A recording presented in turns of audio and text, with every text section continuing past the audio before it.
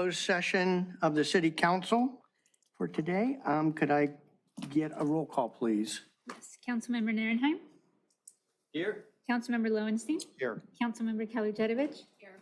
Councilmember Obaji is absent. Councilmember Barrett absent. Mayor Light. Present. Do we have any blue folder items for closed session? Now for closed session. Okay. Let's see. Any public communications on closed session items or non-agenda items? Nobody's in the audience? Anybody online? We do not have anyone on Zoom, and there are no e-comments for closed session. Okay, could you read off what we're going to be discussing in closed section, please? Yes. As authorized by the government code is listed on the published agenda, the following items will be discussed in closed session. For items F1 and F2, under the title Conference with Real Property Negotiator.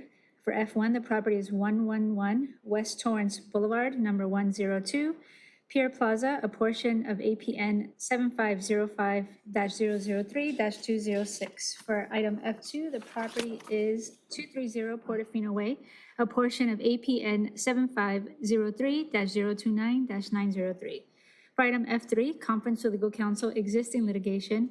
The name of the case is Ryan Woodson versus City of Redondo Beach Police Department, City of Hermosa Beach Police Department, and those 1 through 20 inclusive. Case number 24TRC-B02113.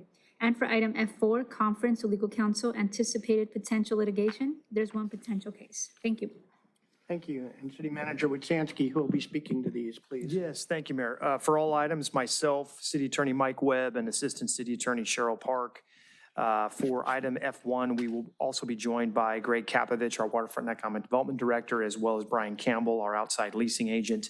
For item F2, Greg Kapovich will remain, and I think that will be it for the remainder of the items. Oh, I'm sorry. For item F3, Police Chief Joe Hoffman will be joining us. Okay, thank you. Could I get a motion to recess to closed session? So moved. Okay, we have a motion a second, all for? Aye. Okay, motion carries 3 with 2 absent.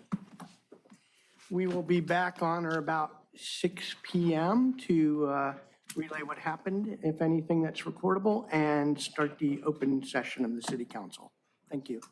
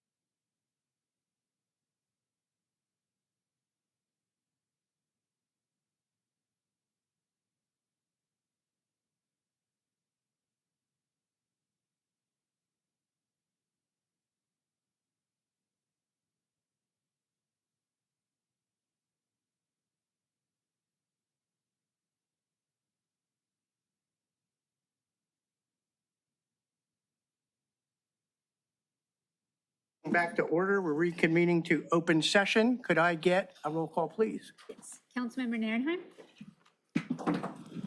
Here. Councilmember Lowenstein? Here. Councilmember Kelly Jedovich? Here. Councilmember Obaji? Here. Councilmember Barron? Here. Mayor Light? Here. Okay, anything to, City Manager Wojciechowski, anything to report out of closed session? Yes, one item, Mayor. Under the case listed under item F3, the city council unanimously authorized the city attorney to defend the city in the matter. Okay, thank you. Could I get a motion to close the closed session? Mayor, really quick, just for the record, were Councilmember Obaji and Barron in closed session tonight? Yes, we were. Yes. The full thing, thank you. Yeah, they snuck in. Tried to keep them out. Okay, could I get a motion to adjourn to the regular Motion to adjourn. second? Second. Okay, motion to second, all for? Aye. Okay, thank you. I now call the regular council meeting to order. May I have a roll call, please? Councilmember Narenheim? Here. Councilmember Lowenstein? Here. Councilmember Kelly Jedovich? Here. Councilmember Obaji? Here. Councilmember Barron? Here. Mayor Light? Here. Okay, if we have any veterans or active duty military in the audience, please stand to be recognized for your service.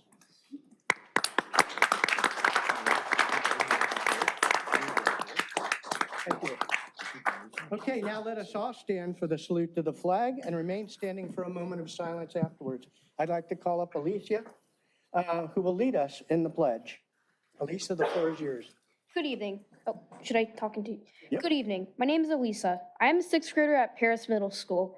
My favorite subjects in school are math and engineering. I love my friends that live in Redondo Beach.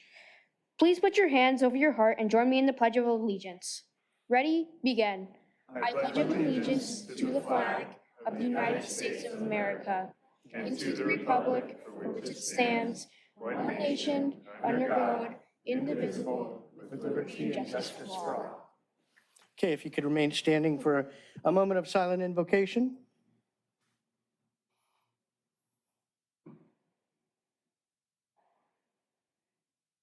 Okay, Alicia, thank you. Well done. Outside voice. Come on up and get a picture at the council. Very well done. Always gets gift. He always gets gift. Good. And I'm an engineer, so keep up the good studies. Yeah, it's a great place to live with that. 1, 2, 3. Okay, thank you. How about a round for Elisa?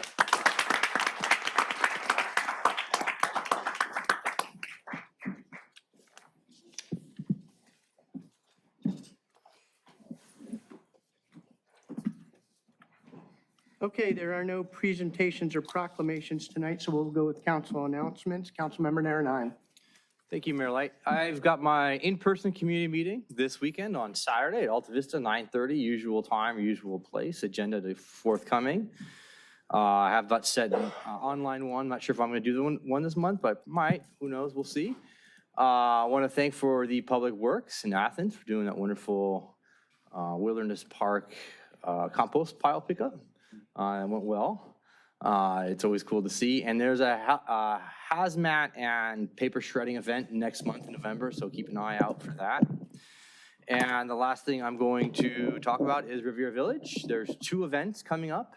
October 31st, a Halloween Spooktacular, where they shut down the Catalina by all the businesses, and thousands upon thousands of people come down with all their parents and garb. It's so cool. She's smiling, happy face right now, laughing about it. I mean, it's awesome. You know, you don't have to come down in uniform, in a costume. Parents come down with costumes with their kids. Kids are just completely decked out. It's utterly amazing. It's really, really cool. Police and fire are there. Super cool to see all the police vehicles and fire vehicles that are there. And it goes for like 3-4 hours, starts at 3 o'clock in the afternoon. And it's just really, really cool to see. And the last thing is the weekend before Halloween. It's the 26th, 27th, right in there, that Saturday, Sunday, is Locals and Legends. And Avenue I, there's going to be just a little concert. And on Saturday, it's going to be Locals, local bands. And on Legends, it's going to be the legends of the 80s and 90s. So Dramarama, Richard Blade, and Oingo Boingo former members, They did it last year in the Seaside Lagoon. It was absolutely epic. So get your tickets now. They are selling pretty quick. So you can get your tickets, make sure you get in. And Mike Ward's putting that on from the Village Runner. So it's just one more thing the bid and the businesses down there are doing to keep things alive down there. So really appreciate that. Thank you. Thank you. Councilmember Lowenstein. Yes, thank you, Mayor Light. Two things. One is the October District 2 Community Meeting will be held on Zoom. It will be a public safety town hall, and we'll be featuring Chiefs Butler, Fire Chief Butler, and Police Chief Hoffman will be joining me on Zoom, 6 to 7:30, Monday, October 28th on Zoom. In order to register, go to redondo.org. Under Government, you will see District 2, and you can register there. And I'll also be sending an email out to everybody that is on my list. The other thing is there are some elections coming up. As you know, there's an election coming up with a number of ballot measures, including Measure FP, which is to rebuild our police and fire stations and police annex.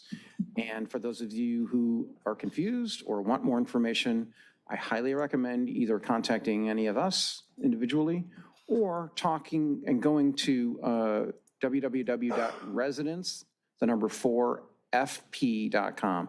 Again, residence4fp.com, and you'll learn more about Measure FP.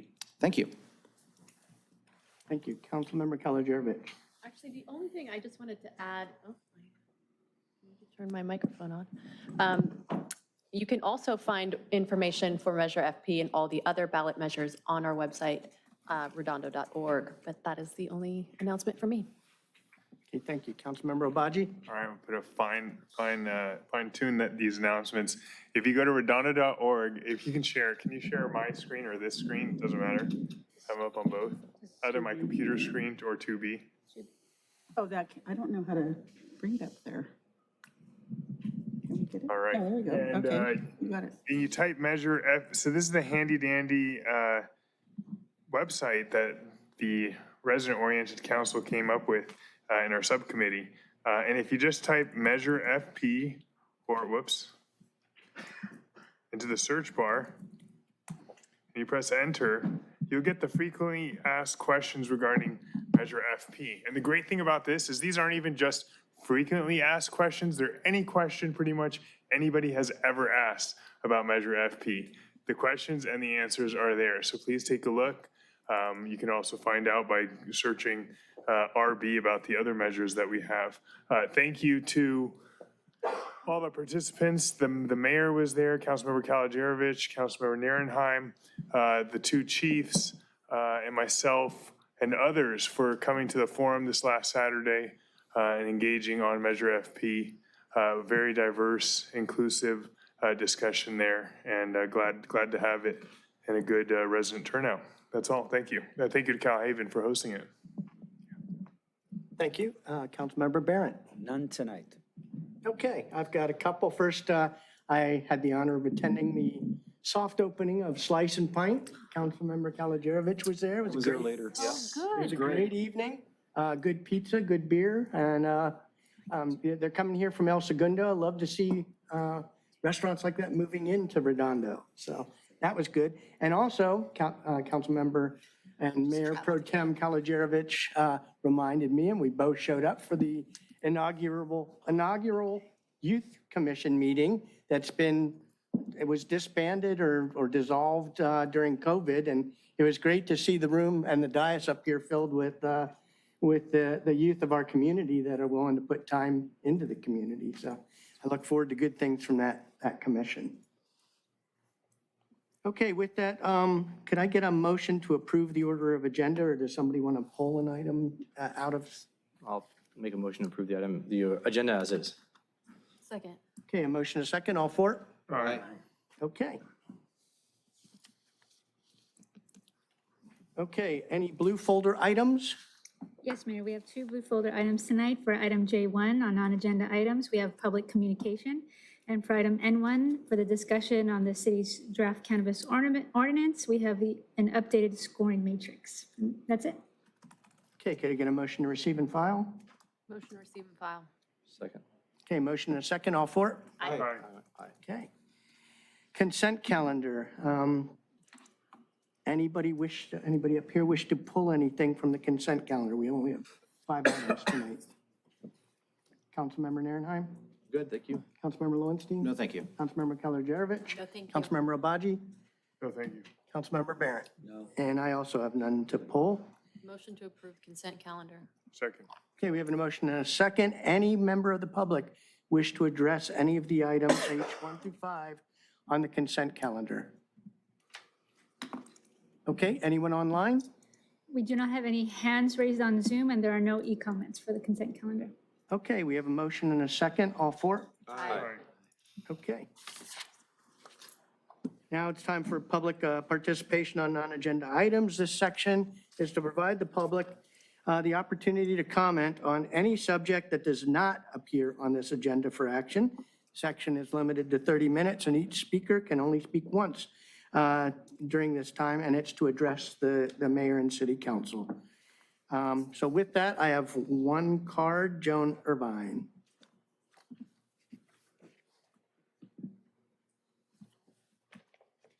First, receive and file. Motion to receive and file. Okay. Second. Motion and second, all for? Aye. Aye.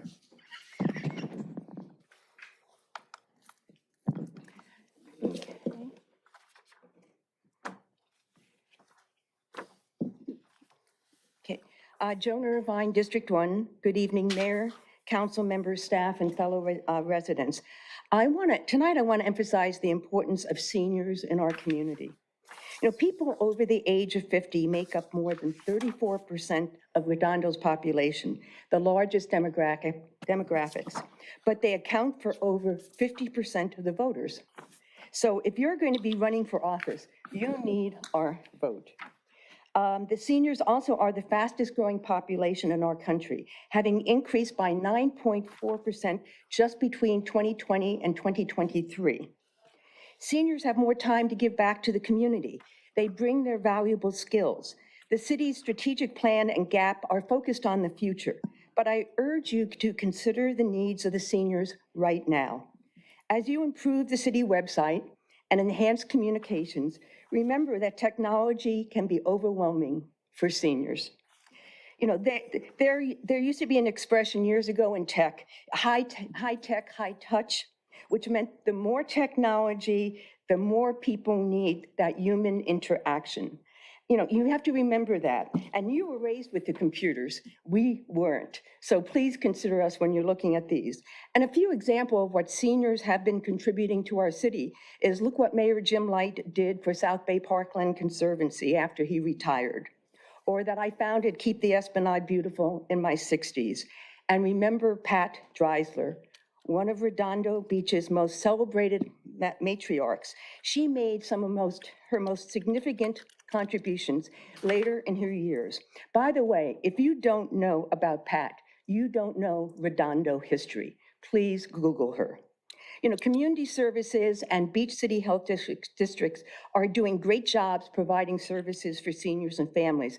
But in Torrance, and I learned about this at the senior health fair that was put on, they have a group that does weekly drop-in sessions for seniors to address computer issues. So if you have issues, you can go there. And I really think we need a similar service to this because seniors just, I mean, hey, I get confused with everything that's going on. And I've even hired an IT person. But tonight, I'd like to highlight one particular senior who is helping so many people, and I'm going to have to ask for a minute. David Lombard, he started the Laptop ELF Project, a charity that accepts donations. And if I could get another minute. He accepts donations of laptops and cell phones. David repairs these. All right, Thank you. one more minute. Okay. He accepts these and donates these to students, teachers, and nonprofits that serve the low-income family. He gives cell phones to women's shelters. Since 2014, he donated over 2,200 devices, and this year alone, almost 400. He needs more laptops and phones. So if you have some to donate, please contact him at the Laptop ELF Project @gmail.com. Dave has helped many seniors in Redondo to understand their computer needs and without having to pay the expense of a professional IT person. So a big thanks to David for all he does for the community and for our seniors. Thank you. Thank you. I do have another card that came up, Holly Osborne, and that's the last card I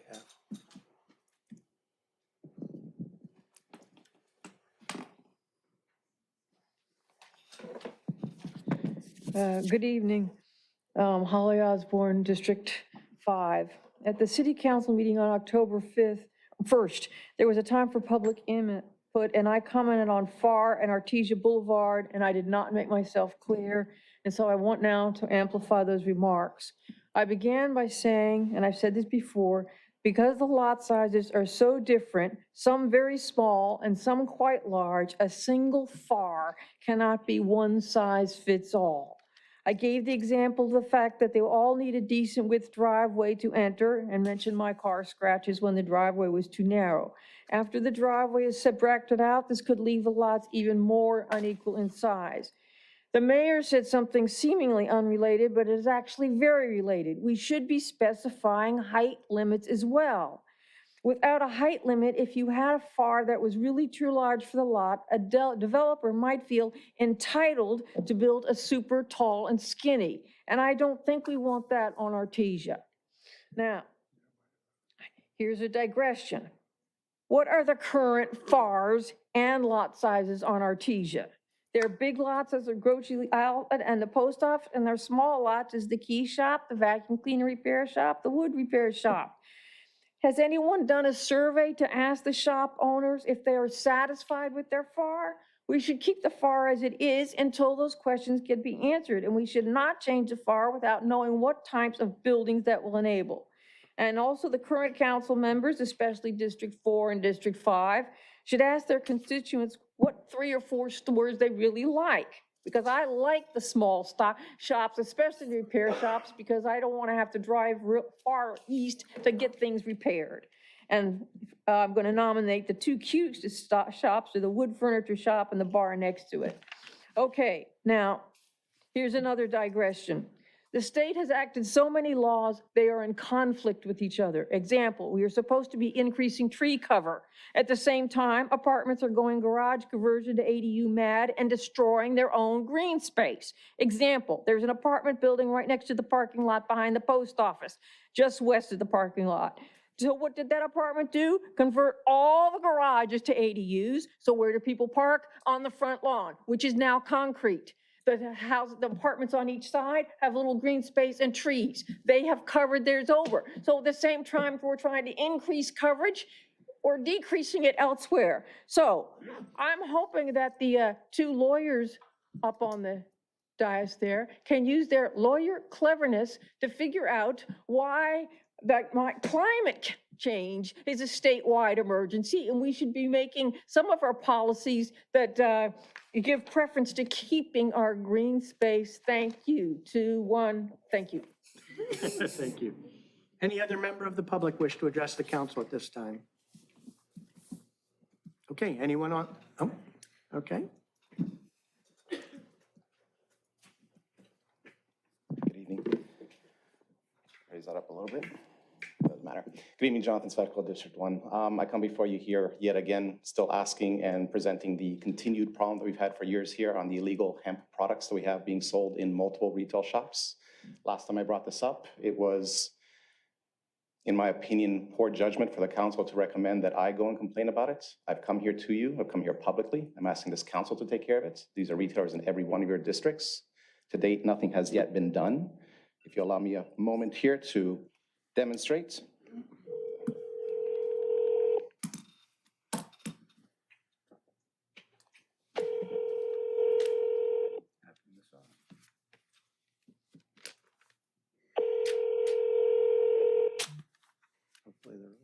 No pickup here tonight. This is the shop that I wanted to demonstrate before I got here, looked at it. Heavy Hitters, right up the street here next to Moon Donuts, still continues to sell these products. I'm bringing it up to you sincerely. If you decide, which I still think is a poor decision, to decide to move forward on the cannabis issue, while we still have the testing issues going forward, and you allow these products to be in here, you've done nothing for our community. You've set it up for failure when they have competing products that are completely illegal here, and we're doing nothing to address that issue. I encourage you, and will continue to encourage you to address it. My responsibility here is to come and bring it before you. I've done that. I'm putting it now on all of you to address this and make sure it gets taken care of. Thank you. Thank you. Any other member of the public wish to address the council at this time? Anybody online? Yes, Mayor, we have one hand raised on Zoom.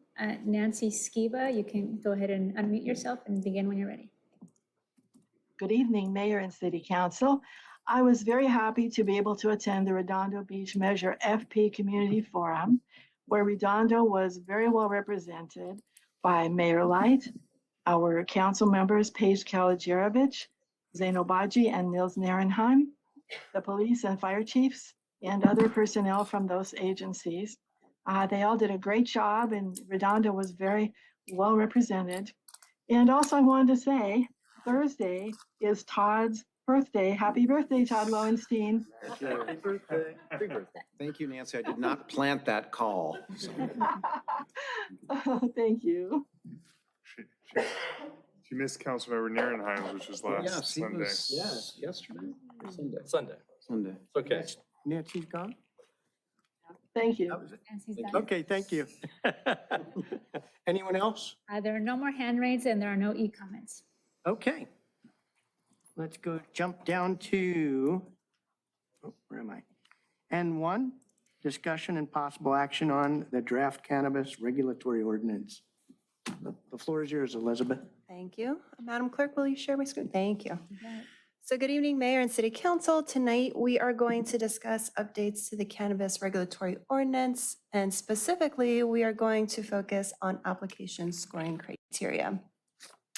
Before we get started and dive into the criteria, just a brief recap of some of our more recent activities related to updating the ordinance. In December, we engaged the services of Tierra West. They were supposed to, or they were going to assist us with updating the ordinance. In May, we presented Tierra West suggestions for updating the ordinance. That was our first meeting with those suggestions. Council provided feedback on certain elements of the ordinance. We then returned to you again in September to discuss some new sections of the ordinance, one of them being the scoring criteria for the application. So at the last meeting, council voted to have the permittees be selected by an evaluation committee appointed by the permit administrator. And this committee would use specific scoring criteria to score the applications coming in. And at council's direction at the last meeting, we have split the criteria into two types, pass-fail criteria and scorable criteria. If an applicant doesn't provide the information requested by a pass-fail criteria, they would essentially fail out of the evaluation process. And so since our last meeting with you in September, we went ahead and worked on developing the criteria and scoring method. We met internally, we met with public safety departments, our finance department, and our community development department. And what is being presented tonight is a draft of the criteria, and it includes items we think are important to assessing applicants. It includes prior community and council feedback, and includes some additional comments we received over the weekend from council. So an updated matrix was included as a blue folder, and it was also emailed to council earlier today.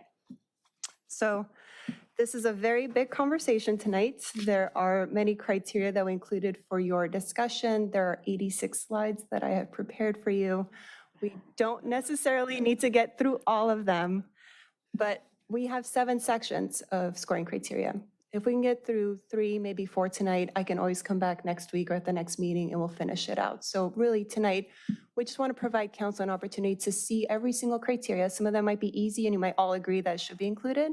Others you might want to have some additional conversation about. So what I'm going to do is get started with section 1, criteria 1. I'll provide a brief breakdown of the criteria, some information that I have on the criteria, and then what I'll do is I'll pass it over to the council to discuss each criteria. If you have feedback for me to incorporate, I will go ahead and do so. If you're okay with the criteria, we'll mark it off as good and we'll move on to the next one.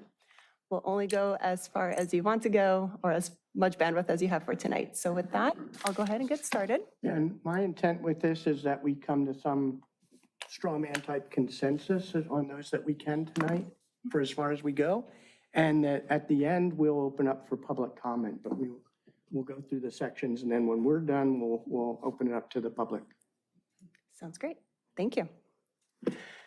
So section 1, qualifications of the applicants, owners, and managers.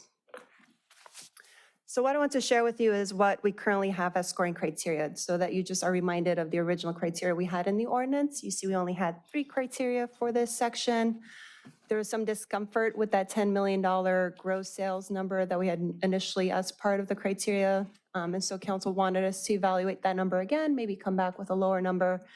And so we've done that with the updated criteria. We now have 7 sections or 7 criteria for this particular section. On the very first one, you'll see that we said applicant must demonstrate cannabis retailer operations and ownership in California with taxable gross sales of $3 million a year generated by at least 1 retail storefront location. So that's a drop from 10 million. And that number, again, can change. We can keep this criteria, we can eliminate it, we can lower the amount of points allotted for this criteria.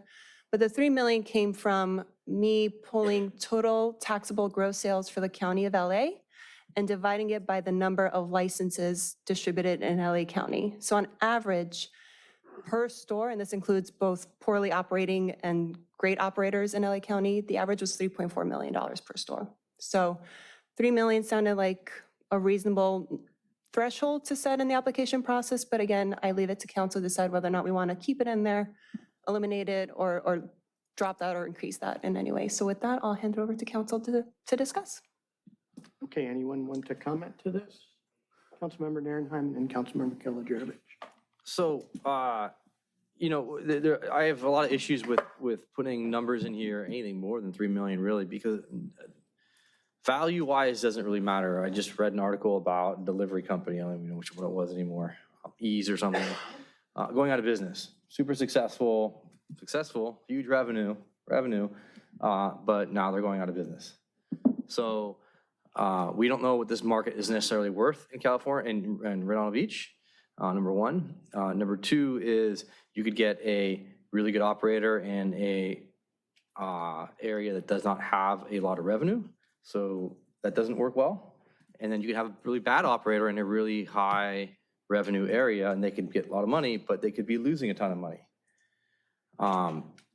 So viability of that business, what are they doing with that business, right? And I think really what we're going towards here, I mean, the last thing I'll add is I don't want to disqualify businesses, and I said this last time, they put together an A-team of management. They got investors, management, employees, product, location, the absolute A-team.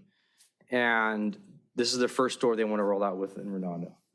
They wouldn't be able to qualify for under this very well. They could find some creative ways maybe, crafty ways, but they truly wouldn't be able to get the full points. So leaving it at 3 million is the most I'm willing to do for this, but I mean, I personally would rather not have it in there, but I'm willing to acquiesce, but I'd much rather just take it all out because I see a lot of issues with that potential. Just a quick comment to that on item 6. And I know that's not blown up here and it's hard to read on the screen. But we do ask for gross sales and net profit, so you can see, and they get points for an independent auditor that says that. So we tried to accommodate at least some of that. So, and I understand your concerns with it. And I get this, you know, now we're going to the profitability for a particular store, and we're now bringing in profitability for stores. Somebody might not have the ability to access that information anymore. And how we know those numbers aren't being messed with? I mean, yeah, okay, auditability, you know, again, we're making this really, really hard for, it doesn't go to what we're driving for, which is a quality operator. Revenue does not mean quality operator. It could be completely misspending their money. Now, if you want to go into, start adding in here, debt, you're starting adding net margins and profitability, that's way past what we need to be getting involved with. Well, you had a concern that they weren't profitable and therefore they folded. This at least answers that question. The other thing we added at the end with the Dun and Bradstreet, which they are an independent professional organization that's accepted by industry worldwide that rates the solvency and financial health of an organization. So we tried to appease that. Not saying, you know, you shouldn't consider it. I just wanted to say, in case you haven't read, we've added those two. Oh, I saw the Dun & Bradstreet. I haven't even gotten to that yet. I have a whole other issue with that. You want to take an industry that scores people, you pay us money and we'll score you for an industry that they don't even score and it's not even federally allowed. Like, that doesn't make any sense whatsoever. We used it in the federal government all the time. You don't use cannabis? You don't use cannabis in federal We'll industry? get to that one then. So Dun and Bradstreet should be completely taken out of this. We didn't even agree to this last time as a council last time to have Dun and Bradstreet in here. So the fact that it's in here like this is, we didn't do a straw poll to agree this. And I think it's really important that we don't have Dun and Bradstreet because now we have to investigate Okay, who Dun and Bradstreet is. We'll get to that one. I just Yeah. wanted to make sure. Okay, Councilmember Kelajarevic. No, I guess my only comment about the 3 million for the gross sales is, that's the average. Just wondering how many outliers there might be. We have a median. I know. All I could gather, so unfortunately, I can't get specific details about which stores are doing how well. I can just get county-wide Got it. stats. So I'm generally comfortable with this. I will look into that a little bit more, but that's my comment. If there were outliers that are skewing that number and there's kind of a sweet spot in the middle. Yeah, I'm not looking. Councilmember Obaji. I'm for this, but what I was going to say is to the audience, whoever's here and has an opinion about any of these items, a civil way you could participate in the discussion is just go thumbs up if you like it, or more importantly, thumbs down if you don't. That way we know when you do come to speak to us to question you on that. So that's all. As we go through these things, that's an easy way to. All right. So thank you. That's all. Thanks. Councilmember Lowenstein. Well, I do get where you're going with this in terms of determining whether somebody's a good operator or not. It depends on what your definition is of a good operator, because there's a number of criteria in here that actually specify if their security, their safety, all the other things are in there. But at the end of the day, one of the main reasons for us doing this is tax revenue. And so let's not avoid the discussion of revenue, because higher revenue means more tax revenue for all of us. And I would take a good operator making 6 million in revenue a year over a great operator making 3 million. You know, maybe there's not a huge difference between a good and a great operator. And depending on what you consider to be a good or a great operator, I think we need to look at, I think that this is giving bonus points for pulling in more revenue ends up benefiting the city, where we can invest in things like police, education programs, et cetera. Those are things that are important, I would say, when we look at this. So, but I think 3 million is a fine, I think it's a fine number. I wouldn't be opposed to 5 million or 4 million as well too, so. Okay. I don't have anybody else. I have to keep jumping back and forth. Are you still on, Jay? Okay, so just a straw vote, how many would want to keep this at 3 million as is? For now, yeah. 1, 2, I'll go with it. 3. It's fine. Withholding judgment for now. So 4, me. Okay. I'll keep it as, I'd rather just get rid of it. I understand. I think we know that. Yeah, but you didn't ask that, so. My answer is different than what you asked. Okay, thank you. So 3, 4, 1 opposed, and 1 reserving judgment. Who was the opposed? Nils. Oh, Nils, okay. Get rid of it. Oh, Councilmember Narenheim, sorry. I thought you said it. Okay, next. Criteria number 2, so in the red, you'll see the updates and comments that came over the weekend. So I wanted to make sure those were highlighted here. The second one is applicant must provide a record of compliance with local, state, and federal regulations, including any disciplinary actions or violations. Some of the additional comments that came over the weekend, just wanted to expand on some of these sections. For any violations or disciplinary actions, describe the corrective actions and evidence of their effectiveness, and demonstrate how applicant will avoid these issues in this application. And again, with council's direction, you really wanted us to go ahead and provide ranges of scores for items like this. And so we've really gone ahead and spelled out what a 0 is, 4, 8, 12, 16, 20. I will leave it up to council to provide feedback on this if you think it is thorough enough, if it needs more descriptions, if we should eliminate it, or if we should change the scoring on it. Or if you're okay with it. Anyone wish to speak to this one? No. It's fine. say I'm generally fine with this. I'm generally fine with this. We should put in here, I forgot the exact term, the California Department of Cannabis has their inventory system. We should have in there the last year or 2 years or last year's worth of inventory control so that we know how much is going lost or broken or stolen, so that we know if 100 units are coming in, or 100 units going out, or is 90 units going out, or 10 units being thrown out, because we want to make sure we have a tight ship being run. Okay. Anyone else? Councilmember Obaji. Question, is this one of those that's, what was the word we were using?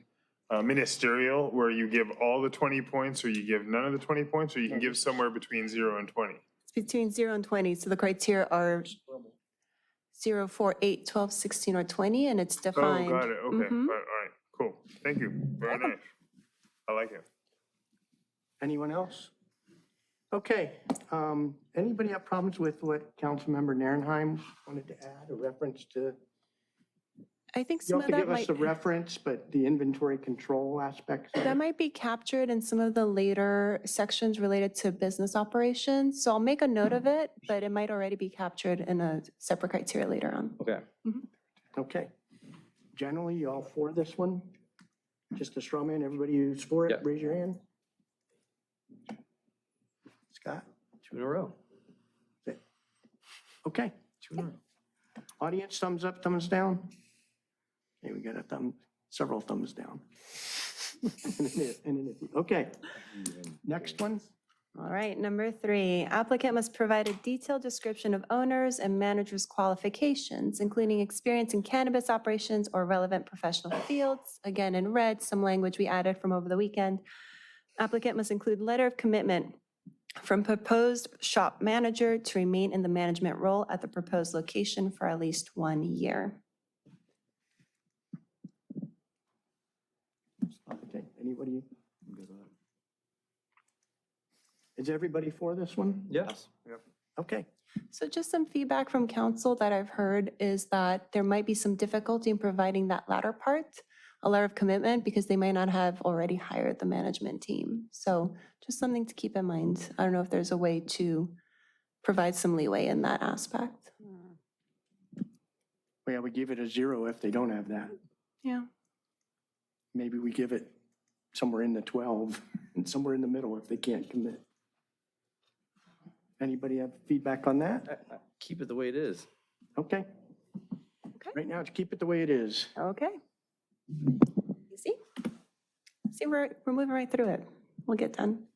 Item number 4, applicant must provide the total taxable gross sales for their highest grossing retail location in California. So if you remember, in September, we wanted to lower that $10 million threshold. So today we discussed 3 million. And then council suggested maybe providing extra points for any applicants that might have a location that's incredibly well performing. So we don't have to go all the way to $22 million. We can drop it down to just 10 points, which would be $12 million.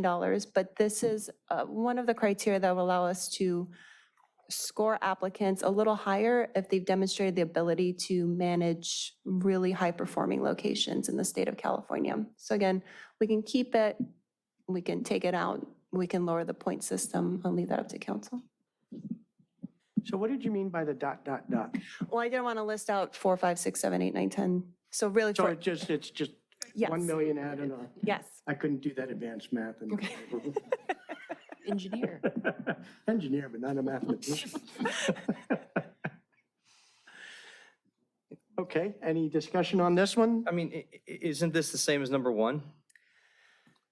No? No. Number 1 was a minimum, wasn't it? Yeah, number 1 was a minimum. And then for this one, you know, both of our consultants that have come to work with us on our cannabis program have suggested that given the lack of saturation in the South Bay and given that the city would be the only one with 2 legal operators, we are likely to see 5 to 10 million per store generated every year.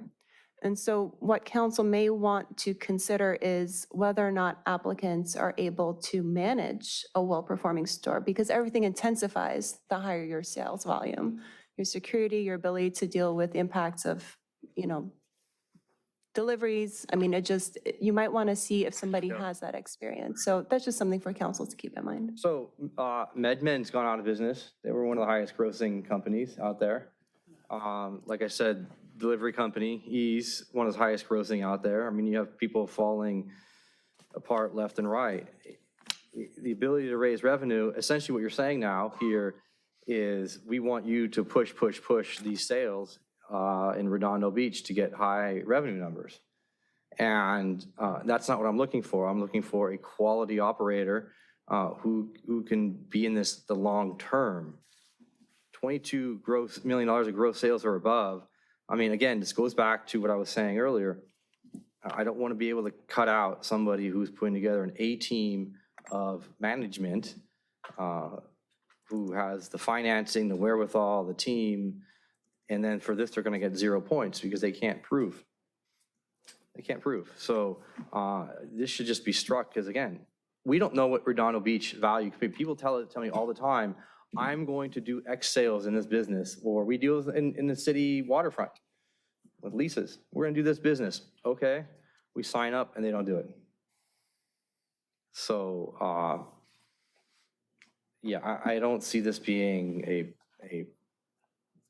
a worthy aspect of control. I don't see any other, the other thing is, I don't see any other applications that have had this in a city that have had this in their application.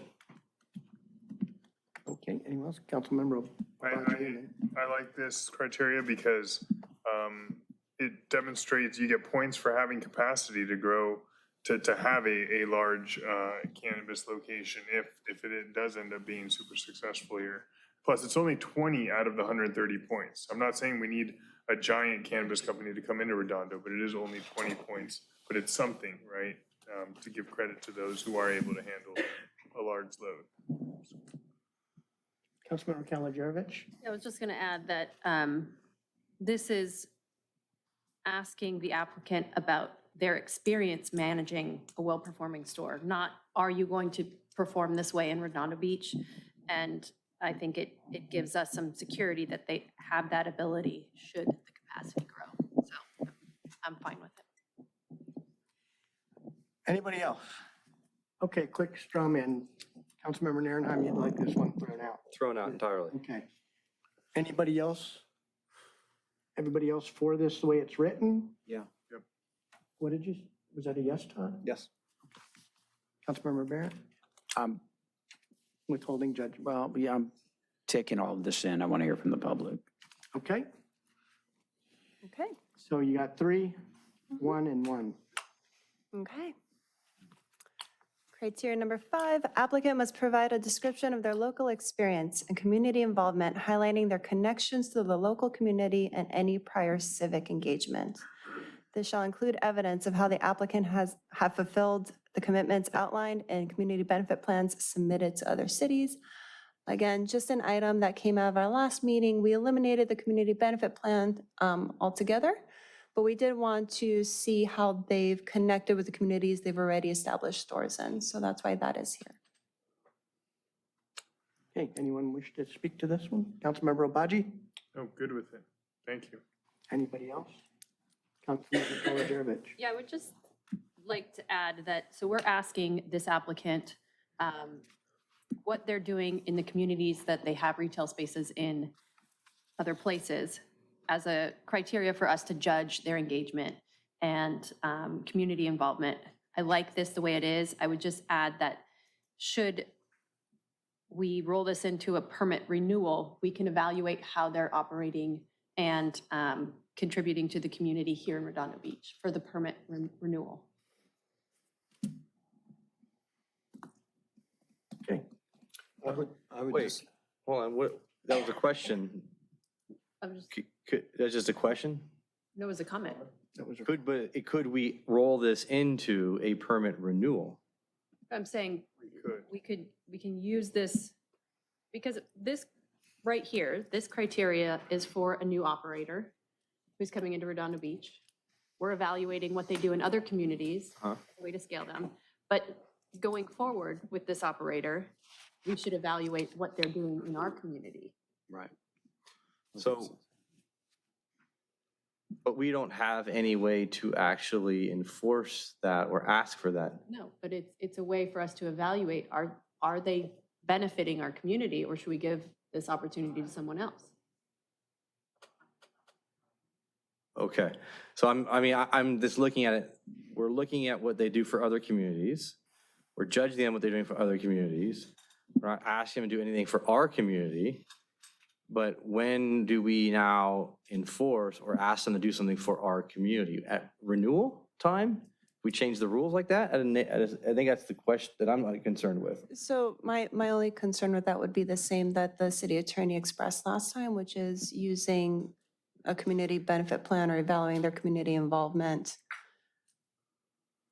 may lead to, I mean, there's no way to actually compare them to one another because it could mean one of many things. Do they donate to a nonprofit? Do they actually go out and create, it's the same issues as if we had included it in the original scoring criteria. I see what you're saying. I mean, we don't have to include that in a written requirement For the future. for the future for a permit renewal. I see your point on that. Okay. Are we discussing permit renewal applications today? No. I don't think it's in the ordinance yet, right? No. Yeah, That was like a note, Yeah. like put a pin in it for when we do discuss. Yeah. I would say the past tends to be prologue. Basically, if somebody was involved in a community before, they would be going forward with ours. But then there's a side of me that says maybe they were required to in another community, and they may not do the same thing here. So, I can see both sides of this, honestly. But I think if somebody has done good deeds in a previous community, I think they should be rewarded by giving them points to this. So I think I'd be in favor of this. Okay, anyone else? Okay, straw man poll, everybody for this as written?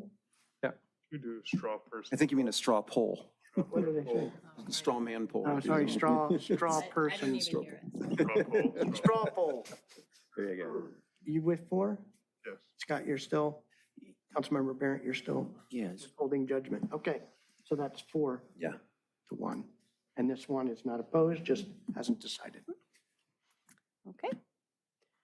So this is a new criteria that we included from feedback we received over the weekend.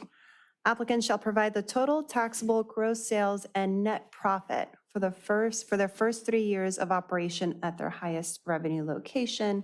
This is addressing some of the concerns that were brought up earlier, which is gross sales doesn't necessarily mean profitability. This is a way to really assess how they're doing, how financially healthy they are. So with that, I'll open it to council. Councilmember Keller-Jarvis. I just want to make a note that the criteria in here says balance sheet from an independent auditor demonstrating net profits. So it is not them just claiming that they have these profits, it's an independent auditor. Councilmember Obaji? I wonder if it should be their highest revenue location or their lowest revenue location. Right? I mean, we want to see what's the bad gonna look like. There Well, I could don't be think- extenuating circumstances Yeah. at different sites, so you don't Or know should we that. find should we ask for the median I think location? the median, I think, would be good, or average. Well, average would require that they get all the records, right? That's the thing, we're letting people cherry pick what store, what location, revenue. I mean, you can have 1,000 different questions that go along with this independent auditing, with what story you're choosing, why not this one, why not that one? I mean, do we want to have staff really go down the path of this rabbit hole? I would say we definitely need to understand their balance sheet. I'm not quite sure. I think you make a good point about which store we need to evaluate. 3 years, though, would smooth out the results, I would think. 3 years is a long time for operating. I mean, It's fine as is. We don't need to overthink this. Any other comments? Who came up with these points, by the way? Did you do all this? So this one I yourselves? did based on the conversation we had last time about profit. You could have a lot of revenue, but go out of business next year. So this rated And then the next one's the same. It was an add-on based on the council's discussion from the last time we discussed this. Okay, Cool, thank you for your work on it. straw vote. All for it? Sure. 1, 2, 3, Yes. 4, and still abstaining. Okay. And then last criteria for this section, Dun and Bradstreet rating, applicant shall supply DUNS number in the application. I could talk to this, having done this for the federal government on both sides of the house. For all submissions of proposals, we had to include our DUNS number, and we had to, well, and the government used that. They get the independent DUNS assessment, both in the financial score, and I forget what the financial strength rating and the risk rating, and they'd use that in evaluating the proposals, and they would weed out those who were excessively risky. And you can with Dun & Bradstreet, if you think they have bad numbers on your organization, you can talk with them, because I was in a small business that was too junior to be rated correctly, but they did correct it once we showed them, exposed our numbers to them. And they were audited financials, and they upgraded our score. So you do have the chance to influence them. I see your thumbs, Eugene, thank you. I put this in as an independent measure. That's not our opinion. That is an independent body that's used nationwide to rank businesses and their financial health. So I'm not married to this. If you guys want to throw it out, I'm perfectly fine. So we didn't agree this last time when we talked about this at the council. The second thing is, did you call them and know them that they rate the cannabis industry and rate? I checked on at least the cannabis companies that were represented in the audience last time I looked up, that they do have Dun & Bradstreet rating. Okay, so we can ask them when they call, and they're gonna have to pay for this rating. And you just said yourself that you can call them and they can make amendments after the conversation. They So can based on audited financials, but they won't just because you pay them. Believe me, I've gone through this. We didn't know, I never paid, and we were part of it. I've never seen a Dun & Bradstreet rating for any of these companies. Again, what if it's a new company? What if it's a company that's been around? Introducing a third party such as this is highly risky, especially adding points to this. If they want to voluntarily provide something, hey, that's great, but I shouldn't think we should be adding points to something that we have no control over, and I think it's not industry standard. No other cities have done this. And I mean, you just said you're not married to it too. So the council didn't ask for this last time. In fact, we kind of said no to it. So the fact that it's showing up here now is kind of odd to me. I don't think we voted on it, but that's fine. Okay. I don't have any strong opinion on it. Anybody else? I'm good with it. It's 10 points. It's not a lot. It's a differentiator. I'll take the mayor's word that he checked that the companies who've been represented here are on there, so that helps. I would say, I think it helps whoever's evaluating these, there's another agency that is vetting the company. I think it adds another voice in there, so I'm generally fine with it. Okay, straw vote, all for? Aye. Ambivalent, so I'd say You're not voting? no, abstain. So, Councilmember, I'm in. so 2, no votes against, 1 vote against? I'm Vote against, yeah. against. Okay, 2, 1, 2. And the treasurer will tell us why he doesn't like it. Okay, well, that was section 1. We're going on section 2, plans, renderings, and overall location. So this is the criteria we originally had in place. There was some questions about, just the wording in here, the photographs, the intent behind some of these. So we spent some time really breaking these out and seeing what somebody from our planning division might really want to see in these applications and score well. So we'll go on to the first section, pass-fail section. So either they provide these items or they don't. If they don't, they're eliminated from consideration. So criteria number 1, pass-fail. Applicant must provide a premises diagram in accordance with section 5006 of Division 42, Title 16 of the State Code of Regulations. Pretty straightforward, but is there any concern about submitting this? I like it. What if it doesn't comply with one little thing? Then they're eliminated. So we're going to give the ability to cure? No. Because I've seen the city of Redondo Beach go through plan checks, and it's not fun, to say the least. You know, I don't know section 5006, division 42, title 16, the state code regulations, but I can tell you when the city of Redondo Beach looks at plans, it's not fun. It's one of the biggest things I've been harking on for years now to get things moving along. So would you prefer we turn it into a scorable and give a range? A range, absolutely, because if there's one little thing wrong, the whole thing is wrong, and we throw it out? No, we should be able to, hey, you got 90% of the points. How many points was it again? There's no points right now assigned. Pass or fail. What's that? Pass, fail. They either submit Well, let's it. give 10 points then. Hold on, this is section 2. Section 2, criteria number 1. It 10 says 10 75 points if it points, passes, right? otherwise? No, that's not You're pass saying 10 fail. points? 10 total points, you know, It's not 10 anymore, is it?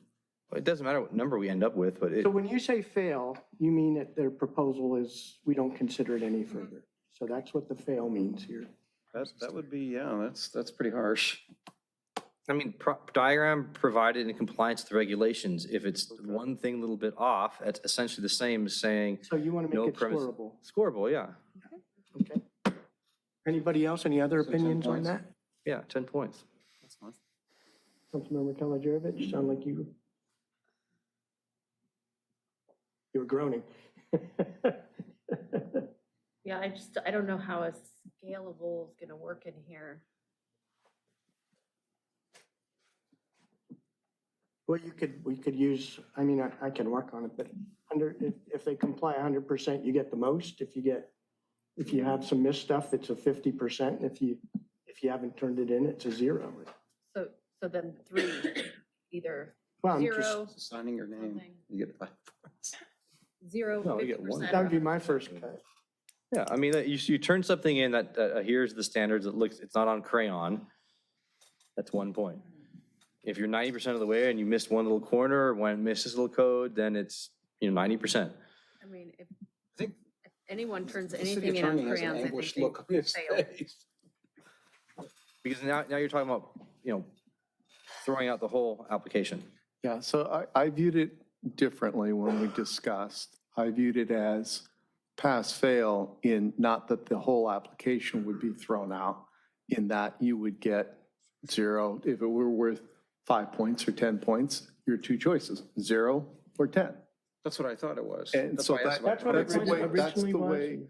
I viewed it, because there's going to be a challenge if you throw it out for one little thing. Right. You'll get sued by whoever you threw out. Also, you'll get challenges from the third place person. Oh, you should have thrown out first and second because they missed the criteria. I just viewed it more as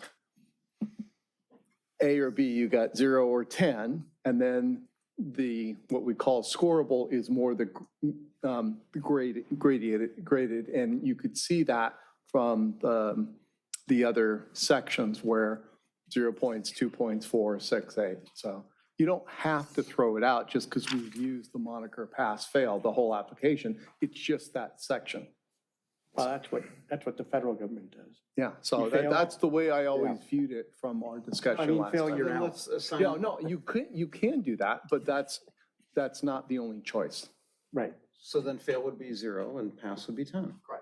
That's what I thought. I'm fine with that as long as we don't double score something. So, okay, so the question here is, what is section 5006 in Division 42, That's Title what I was 16? going to ask, because I just Googled it and I got actually section 15,006 CCR Title 4. And I'm just trying to make sure that we have an understanding of what that section says before we rely on it entirely and strike everything else.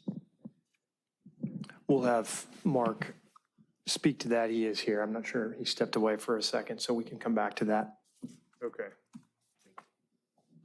If we could just get an understanding. Unless of what that Elizabeth knows section calls offhand. for. when I was she gonna pull it referenced up on And double my. check the citation. So why don't we strike everything else, though? Because it's going to be, this information is going to be contained in Well, there's, premises diagram? well, there's subsequent sections that are being recommended in lieu of what's, I think, stricken. Okay. Yeah, yeah. So they're Oh, got scoreable, it. not Okay. pass, Yeah, fail. this is Got just, it. it just happens to be on one page. Oh, got it. Okay, thank you. Okay, so we'll move on to the next one until we hear from Mark. So again, just highlighting the sections that we've taken from pass fail, and you'll see them included later on in scoreable sections.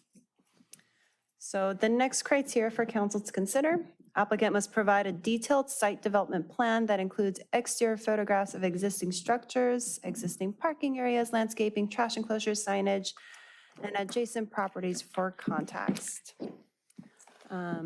We went ahead and broke this out so that we can really define, the quality that is, the quality of the application when they submit it, when they try to define exactly how this particular location fits in with the neighborhood. Yeah, I think that's legit. I like it. Well thought out. This submission does not comply with Chapter 20 of Redondo Beach Municipal Code. What does that mean?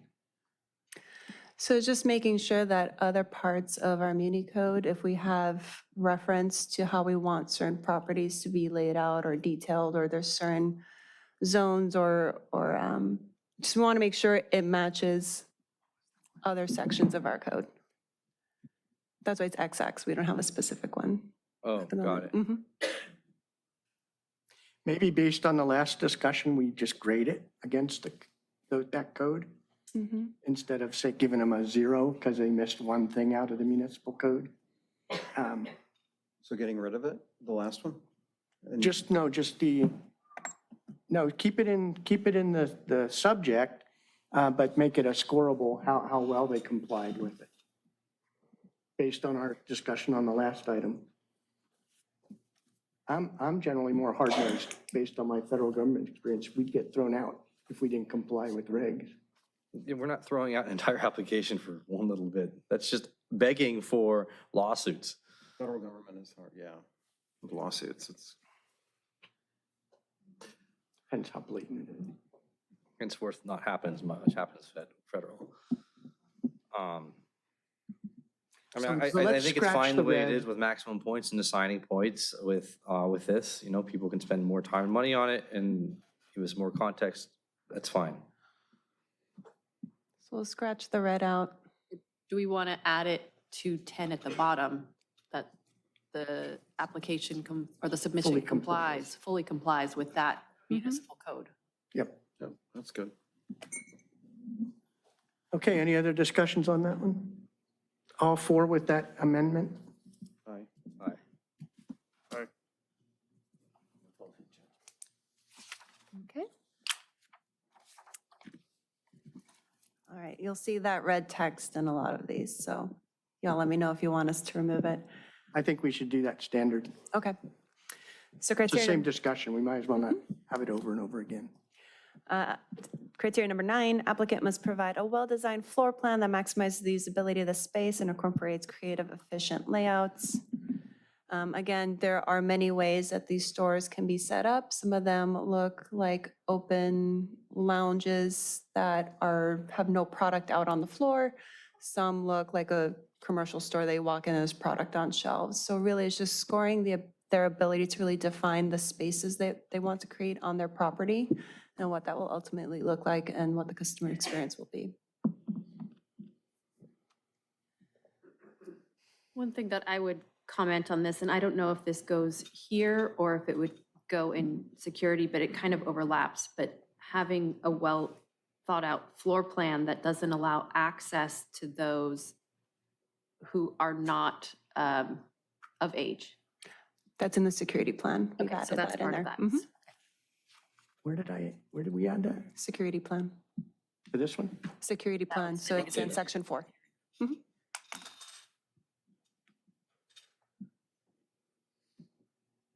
Okay, any other discussion on this one? All for it? We're just moving the red down to the 10. Yeah, same as we did with the last one. All four. Just a question for you, Ms. House, are you comfortable with the fact that city employees will be able to rate floor plans on this criteria? Yes. That's all. Aye. Okay, so 4-0 again, I guess?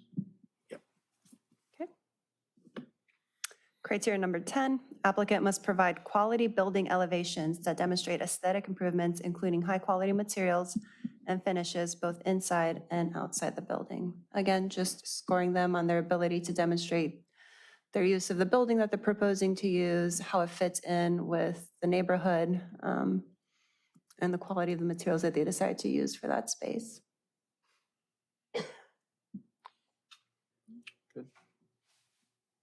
Aye. Aye. Yeah, move on. Anybody else? So 4, are you for it? Yeah, but a question on 0, is that like a disjunctive, no elevations provided, or submission does not comply with chapter? I think all these that have that submission should be altered the way that we've altered the other two. That they fully comply, you get a 10. Okay, got it. I got that noted. Agree with that. All for it? Aye. Okay, and abstaining. Okay, so the next few criteria are the ones that we moved from pass-fail to scoreable. The first being applicant must provide a conceptual landscape plan, including the percentage of landscaping in the parking lot, setback areas, and details on tree size and species. Again, just trying to get a feel for what that space will look like once they're done with it. I think strike the compliance and put it at the end. Any other comments on this one? I mean, details on trees and species and conceptual landscaping plan. Don't we already have a part of the process on, what if there is no green space there at this place that they're utilizing? It's a good question. I mean, now they're not going to get any points because there's no green space in a building, there's no green space? What if they're not allowed to touch the green space? They're part of a building that's not part of their area they're allowed to do any improvements on. They should get full points for this, right? I want to make sure that that is recorded in here, because if someone gets a rentable space, leased space, and they have no access to landscaping or the parking lot or control over the parking lot, they shouldn't be penalized for that. So let's just add a statement to 10. If you can't add landscaping, you get rated as a 10. Cannot. If you cannot add landscaping. I mean, I could see that being possible on Artesia Boulevard, where you don't have any space to put landscaping on the sidewalk, and then you definitely don't have enough space in the parking lot for it, so. Or do we move this criteria and kind of roll it into number 10 from the previous item, Yeah, even better. so that it becomes part of the outside aesthetic that you're providing? Yeah, I agree with that. Sure, like a number, you'd get 12 points if you included No, I'm, this, or? No, I think you just No, would no, I add the think mash the narrative. two together. Yeah, just combine the two, and that way the narrative can apply to both. And then if it's not possible to cite, we can recognize that in the scoring. So I can work with you, Elizabeth, to meld this in. Sounds good. So this one we're voiding and working it merging into number into 10. 10. Okay. All for Aye. Aye. and abstaining. I'm sorry, I missed it on number 1. So did you decide to give, did we decide to give points to number 1? Or if you fail, what happens? I think the idea is it was going to be 0 or 10, a little bit like the $3 million Okay, point scoring So it in that should be- first section, yeah. pass, fail, 10 points. Yeah. Did we get clarification what section 5060? Mark's going to provide that for you. To put it in some perspective, he needed to freshen up as well, Well, so. I'm glad we're asking these questions. Okay, we're moving on to criteria number 11. Applicant must provide color interior. Oh, sorry, 12, yes. Which will become 11. Sure, now's as good a time as any. We were just talking about you. Okay, so there was a question about what that reference was to. So it's the Bureau of Cannabis Control. It's a state agency, and they would also be responsible for reviewing the plans for the operation and ensuring it's in compliance with state law. So are those standards? That's Clear. correct. It's state standards in addition to the local standards. And what is the premises diagram, what was it? Premises diagram in accordance with, so it sounds like the state criterion has some Delineated it? specification as to what's required for submission. We'd have to look at that to know exactly what it is, but That's correct. And I believe there's standards in terms of security of the premises and in terms of the floor layout and different operational standards set by the state, which are aside from whatever local and standards we apply to this. Could we just get a copy of that regulation, that maybe by our next meeting? yeah, we can provide that And for you. express that in here because I find something under cannabis control. I find something under the, was it State California Office of Administrative Law, which has premises diagram. Yeah, let's just continue this item, Yeah, we need this explanation. specific item. I found it on some law firm website, actually. Thanks, Mark. So then, since we eliminated 11 from before, do we want to make this criteria, that first one, 0 or 10 points? All the pass-fail should There you be go. 0 or 10 from what I've Yeah. heard from. Pass, fail. But I think once we know the reg, we can see whether we want to score it or make it a pass. Okay. Pass-fail. But I like the idea. We can just move the points from one We'll to the other. continue this specific one to the next meeting. That is 2.1, correct? It requires that the diagram show the boundaries of the property and the proposed premises, dimensions, entrances, exits, interior partitions, walls, rooms, windows, doorways, shall include a brief statement or description of the principal activity to be conducted, identify commercial cannabis activities that will take place in each area, Let's, all cameras. I don't think we can digest it, you just reading it. Let's just continue it in the interest of saving time right now. Okay, so criteria number 12, applicant must provide colored interior and exterior renderings, including existing and/or proposed improvements. Again, I think we're going to remove that second part, submission complies with Chapter XX of Redondo Beach Muni Code. Any comments or thoughts? Okay, all for? Aye. Councilmember Naranine? I'm not done looking at this yet. How is this different from last time? What did we change? The whole thing is new. So we just took it from a pass-fail to a bit more well-defined scoring Okay, method. all right, then I'm fine with it. The last ordinance draft, it had a section that said up to 10 points colored interior renderings and exterior elevation renderings for both existing and or proposed improvements. So there's not much change to this, Okay, except for better description as to the scoring method. okay. I just wonder if it's duplicative of 5006, We don't know the yet. premise diagram The state one? required there, yeah. Well, 5006 is several of more these will just be ensuring duplicative that to you the have all state. the appropriate documents that you need to evaluate the below criterion, right? I think that's what that primary submission requirement is. Do we have enough to evaluate? And I think we're wise not to have it be pass-fail as in terms of rejection. I think we give it an amount of points and move on. I just wonder, does it duplicate number 10? Because 10's asking for exterior, interior building elevations, about high-quality materials and finishes. Where did it say interior? From what I remember from the last time, Inside and we had outside. we had the exterior, and then there was a discussion about the interior ones, and you cared about the colors and all of that, how they treated. So the colors are a little different than finishings. Architecturally, you're going to have different treatments. You're going to have articulation. You're going to have different, I think, things you're looking at. Well, when I reviewed this, I reviewed the one is exterior and the other is interior, because that's what I remembered from the discussion. So this one says, Well, number 10 the says, 12 says interior and exterior renderings for colors.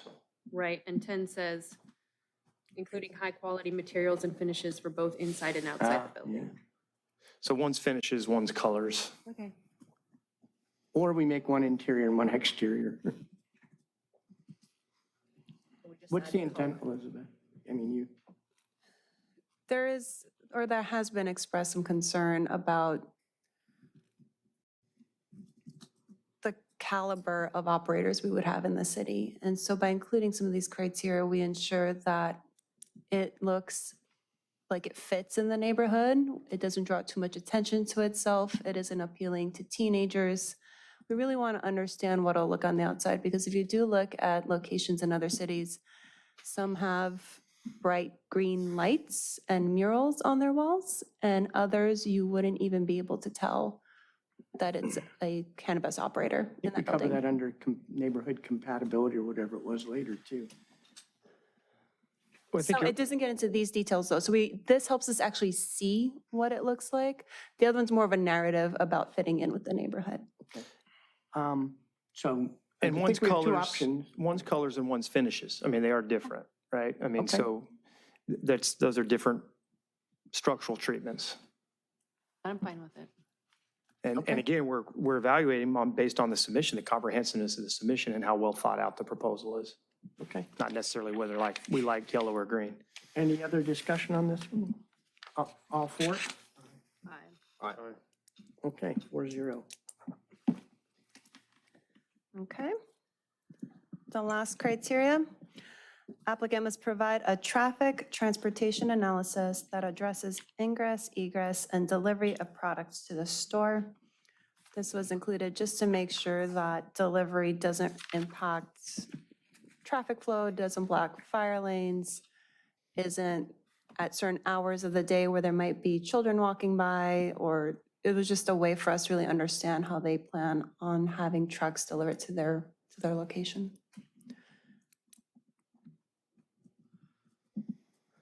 So I want to be careful with creating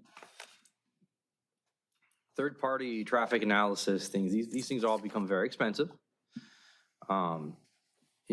It shouldn't have to be, it should be a safe vehicle, ingress and egress, basic plans. Again, some locations will not be controllable by the leasee, much less the landlord. So directing, say, hey, this is where we're gonna have the delivery vans, I get it, delivery vehicles, I should say. But a traffic analysis, is that gonna be defined as an actual traffic company that comes in and pays for this? They have to pay again another $10,000, $20,000, $30,000 to?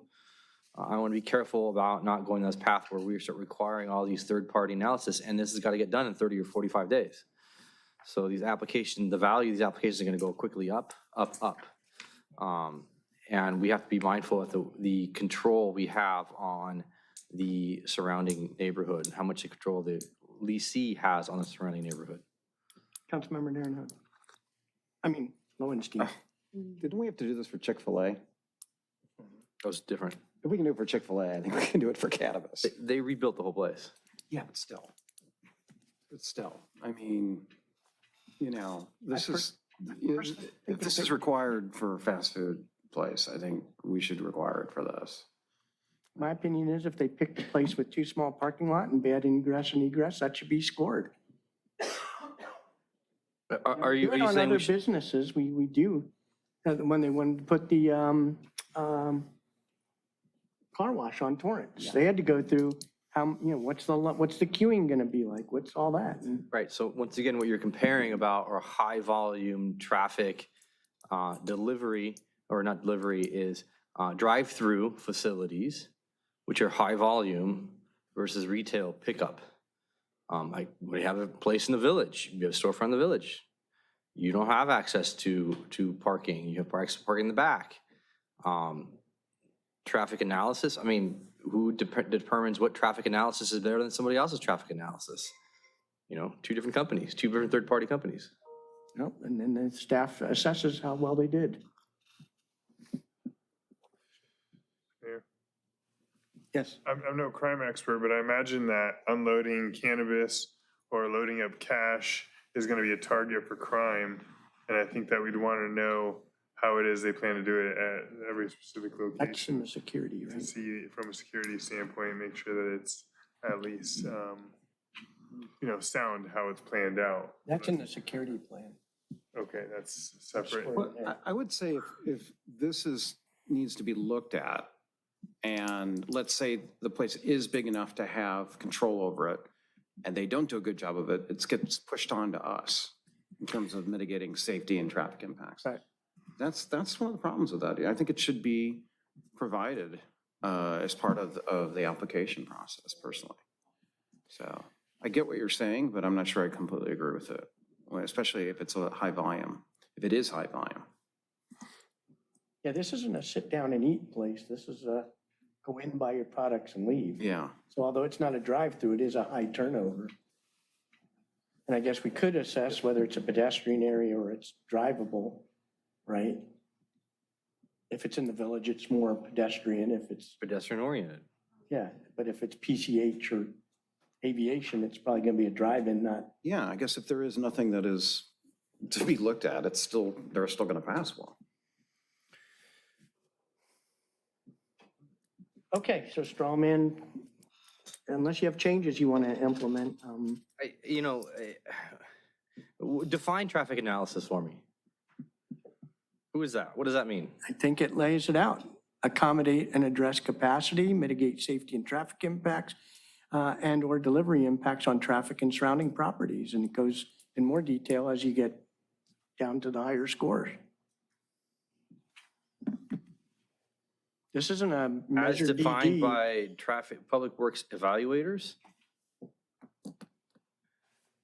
If you have a traffic and parking plan, don't mention parking Level in here. service analysis, is it? This is level service This analysis. isn't LOS. Yeah. No, this isn't a DD analysis. This is, Basic ingress and egress, I basically. mean, they did it for CVS, they did it Good for Chick-fil-A. Then those are completely different animals.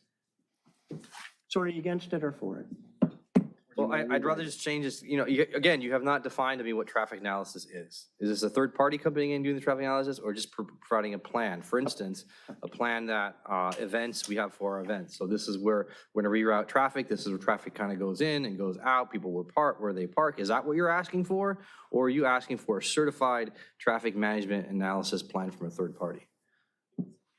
Just saying they have to show how they're going to accommodate and address capacity, safety, mitigate safety and traffic impacts, and/or delivery impacts on traffic and surrounding properties. Yeah, I mean, I They're think, going to offload at 3 a.m. I think it comes down to a little bit of just how much data is provided, to your point, Councilman. If it's done in-house with limited thought, you're looking at a lower score. If it's done as described for 10 points in 10, that very well could be third party that's providing that work or an expert in the field. If all of that information is provided and sufficient, it's going to be scored higher. I think the quality of the submission is really what is at issue with the scoring. Okay, as long as we're not requiring something and it's up to the applicant, I'm fine with it. Okay, we lost Councilmember Obaji, but all 4? All right. 3 and 0. Okay. Okay. We're on to section 3, business and, we're moving, business and operations plan. So we had quite a few criteria under this section previously. Again, we just took the time to evaluate these and really spell out how we want to score these in a way that our committee would all be able to understand what our expectations are and what the operations will look like. So there are quite a few criteria in this section. So we'll go through the ones that were initially eliminated from pass-fail. These are described further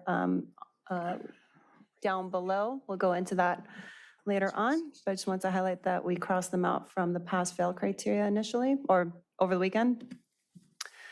So the first criteria we'll talk about, and again, pass-fail doesn't have to be failure, they're eliminated. We can do a 0.5 or 0.10. So we can ignore that for now. I've made that note, we'll update it accordingly. But the criteria number 2 is applicant must provide audited financial statements for at least 3 years of operation.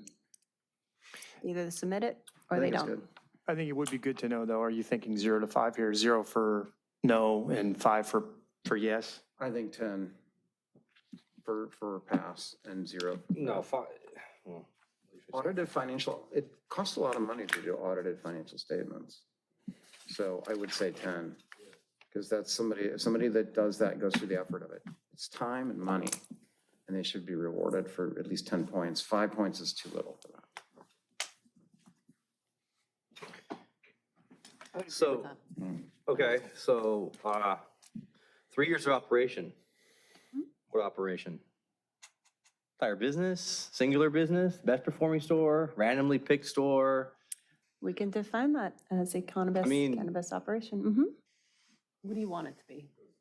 I think you'd be really careful with this. Last 3 years of operation, you know, some of this is going to be asking for a lot of private information, and how much are they willing to give up, right? That's part of the process. I mean, I don't think you want to get into the micro level of how you define operation. Operation is when sales start. And that's what we're doing. No, when sales start, that's really what it is. If it's at the end of December and they've, you know, that's when the clock starts. If they sold $10 worth of cannabis. No, this is not moving forward. Or This is I'm saying from business. when the 3 years from before that, starting it. If you're saying, I'm not saying going forward, I'm saying going backwards. Yeah. When does sales start? Not when they are up and not running. It's whenever they start selling their first sale, their first dollar. And what if, again, going back to the dream team, you got a dream team here, great financing, great management, great team, and this is their first store they're opening up in Redondo Beach. They're doing a great job.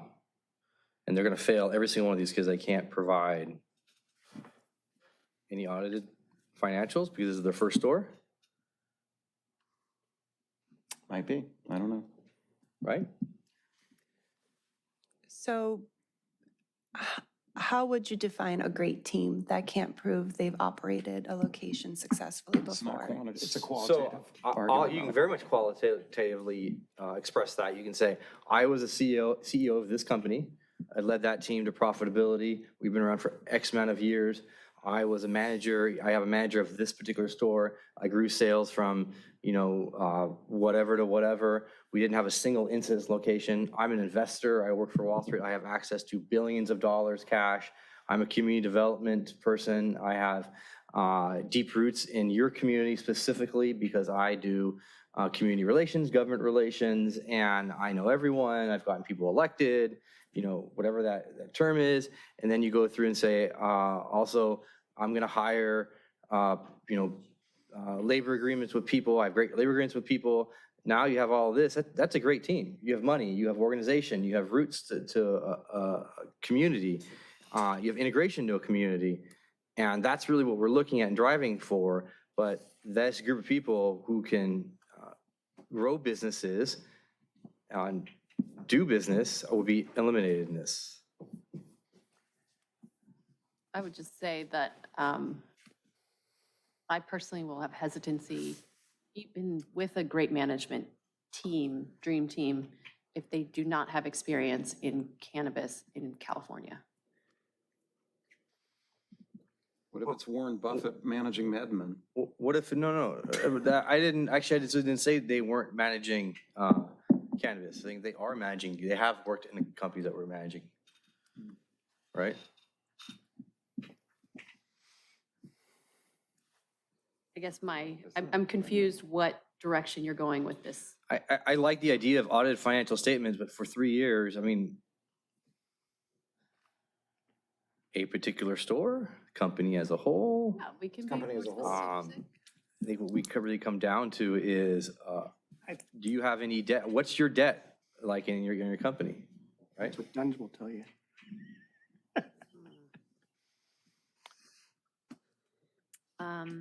What, you could do 3 points, 4 points for 1 year, an additional 3 points for a second year, and a final 3 points for 3 full years, so you get 10 points. Provide experience from other cities that you've worked with. That would be really the key here. That's what we're looking for. Provide experience in other cities that you've been operating for at least 3 years with with your ability to pay your taxes, and you're fully up to date on your taxes and fees and everything that you owe. That's really what we're looking for. That's what Dunn's does. No, they don't. Yeah, they do. They do not talk about community engagement fees. One little element. Well, we have, I think if, as we go through these metrics, there are criterion that would get to some of that. This is, I think this just begins with the audited financial question. Is this something we want to score? Is this something we want to have pass fail? Is this something we want to tier in the scoring, make it simple? I think we can get rid of this one. I mean, application, the next one is sells far better to what they're going to be selling. Audited financial statements, again, a lot of questions can come up about how they can. I think if you're really looking at this, what you're looking at is, escapes me in my head, it's not DMARC, that's IT thing. The state of California reporting for cannabis control on that online database. Ability to show that you're getting 100 units in, you accept those 100 units, and you sell those 100 units versus 10 of those units go broken, 10 of them go lost. That reporting is, I think, far more important to what we're doing here, making sure nothing falls out of the back room, nothing gets lost. That is what we're really concerned about, to ensure that they're not just taking product in and giving it away or selling it out the back door.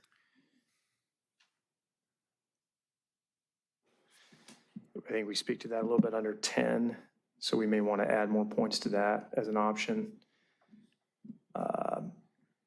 So I'm confused. The first part of the discussion was you wanted a team that never did anything, but had experience, that hadn't formed a company yet and so didn't have any past performance as that team. You wanted to be able to include them in this. Now now it seems like we're talking, you're okay with 3 years, but it has to be something. No, I'm not okay with that.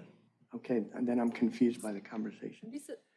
So we're still on 2 here. Yeah, 3. So this is 10 points, or it could be up to 10 points. We have no assigned. I would suggest 0 points or 10 points. If you provide the 3 years of the audited financial statements, you get 10 points. Yeah. You get 0 if you. And if you don't, you get 0. Pretty straightforward. Any opposition to this? Nope. You're no? Are you, is that opposition or are you in favor? Not opposed. Not opposed. So he's 4, you're 4, Todd? I'm 4. Councilmember Ehrenheim, you're still opposed? I'm opposed to this. Okay, so it's 3 to 1 to 0. Have you seen Inventing Anna on Netflix? Yes, yes. All right. So we don't want Inventing Anna starting shops here in Redondo. I'll have to watch it. Okay, let's go. All right, number 3, applicant must provide a description of the type of products to be sold and the estimated quantity and value of products to be sold. Again, not pass fail, but if council can provide a range of how you want us to score this. We can do 0 and 5, 0 and 10. I mean, to me, this is a 5-pointer. It's just, what are they planning to sell? Yeah. So 0 to 5. 0 or 5, not 2, 5. 0 or 5. I see, if you talk about the product that's being sold to the public, what we're hearing from the public is about the quality of product, testing of the product, that the product is okay to consume. This should be worth more than 5 points. Well, maybe we have something where we score the products. No, You have to have a standard we're No, we're scoring not. against. Maybe we test them right here in this chamber. Yeah. I'm out. I mean, What do you want? we're not a review company. We're just saying, hey, listen, you have, and what's, you got to make sure that this is if we value that they're selling product that's tested, and we need to throw that in here, tested product, which it's all supposed to be, we need to put that in here. That's a fair. Is it what's the proper term? Tested or approved? California approved or? Who's approving? Who's testing? State of California Cannabis Control. We'll have to find the state. So I tried a just, state just put reference. pass, fail, leave it at 5, and then put, I didn't hear tested. Okay. If we say tested, we're gonna have to find a standard. Types of products and their quality control, whatever they are. Okay, Okay. so that's a 3-1-0, or are you now a 4? For 3, I just told you what I wanted to change on here. I'm for it. Okay. Okay. 4-0. So another pass-fail, but again, we're looking for a range from council. Applicant must provide financial projections, including cost of products and operations, other business expenses, expected profits, and projected city revenues based on the description of type and quantity of products to be sold. Sorry, going back to those pass fails, are those 10 points each or 5 points each? This one was 5. First one was 10, the second one was 5. If we just indicate that on the next iteration of this, the number of points that'll get received or We'll lost. update accordingly. Thanks.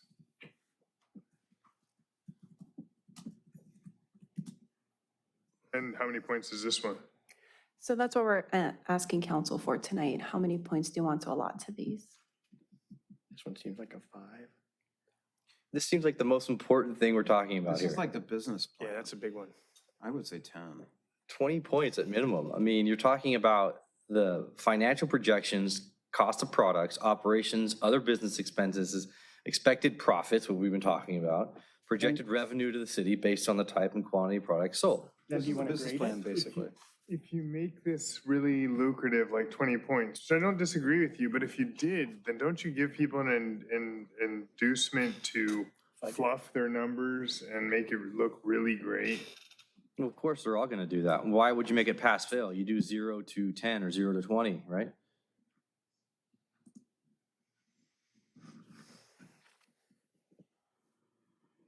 My view is, since this is forward-looking, we graded it pass-fail versus scoring it because it's all projections and we have no basis to determine whether their projection is accurate or not. And if we put a scoring criteria that's based on profits, city revenues, and revenue, they're going to fudge it. And we'll have no stick to say, nah, you're wrong. We have no stick on any of this. Well, that's why it's a pass-fail. You either provide it or you don't. Okay, but how many points? I'd still say 5 because I'd say 10 personally, because I think it's a good compromise. Plus, okay with that. and the projections, you know, a lot of people, let's be honest, in business plans, they're always rosy in their projections. Right. So. Someone's going to make $20 million for their Redondo Beach store? 50. If I get 10 points. I mean, that's I get exactly what 50. I'm going back It to. will not look good upon them if that's what they do. From car washes. Car washes. So 10? Something? Yeah. Okay. 10. 0 or 10. All for it? Aye. Aye. Okay. Applicant must provide a written description of the total square footage of the facility with estimated square footage of proposed uses.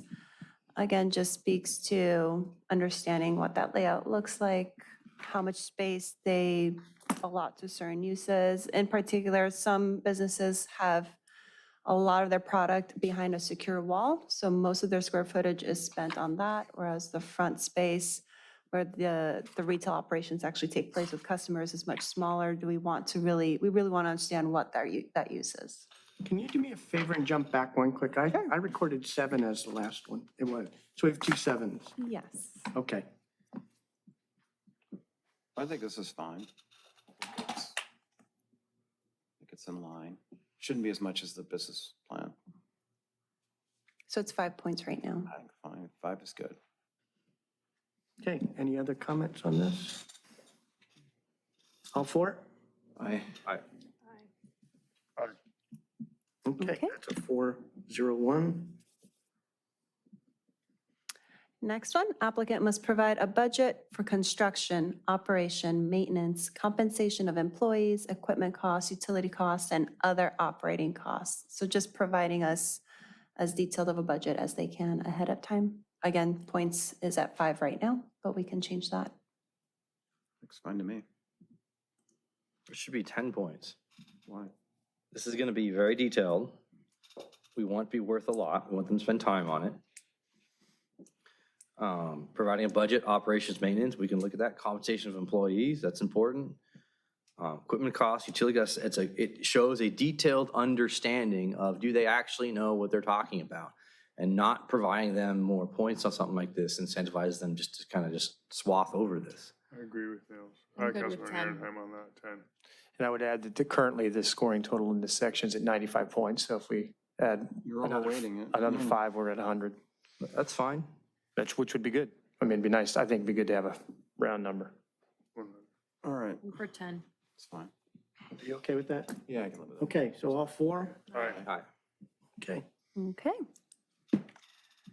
Number 9, applicant must provide a description of the sources of capital and uses of capital.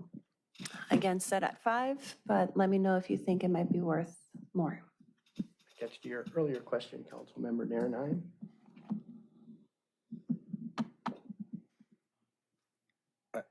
I'm fine with it. I mean, you also have to realize that, a detailed description, both sources and capital, demonstrates sources of funding clarity.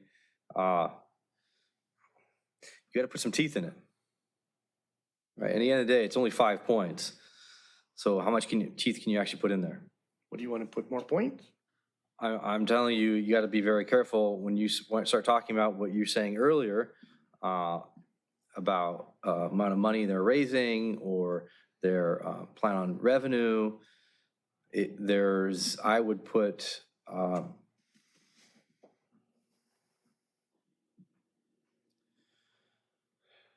you got to make sure there's teeth or understand that it's not just a letter of, hey, I'm going to loan you 50 grand or 100 grand.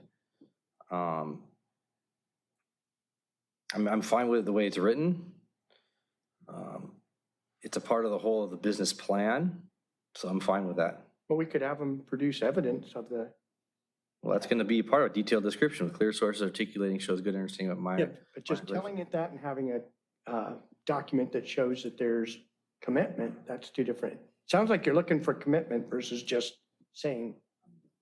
I mean, in number 5, there should be, commitments or detailed.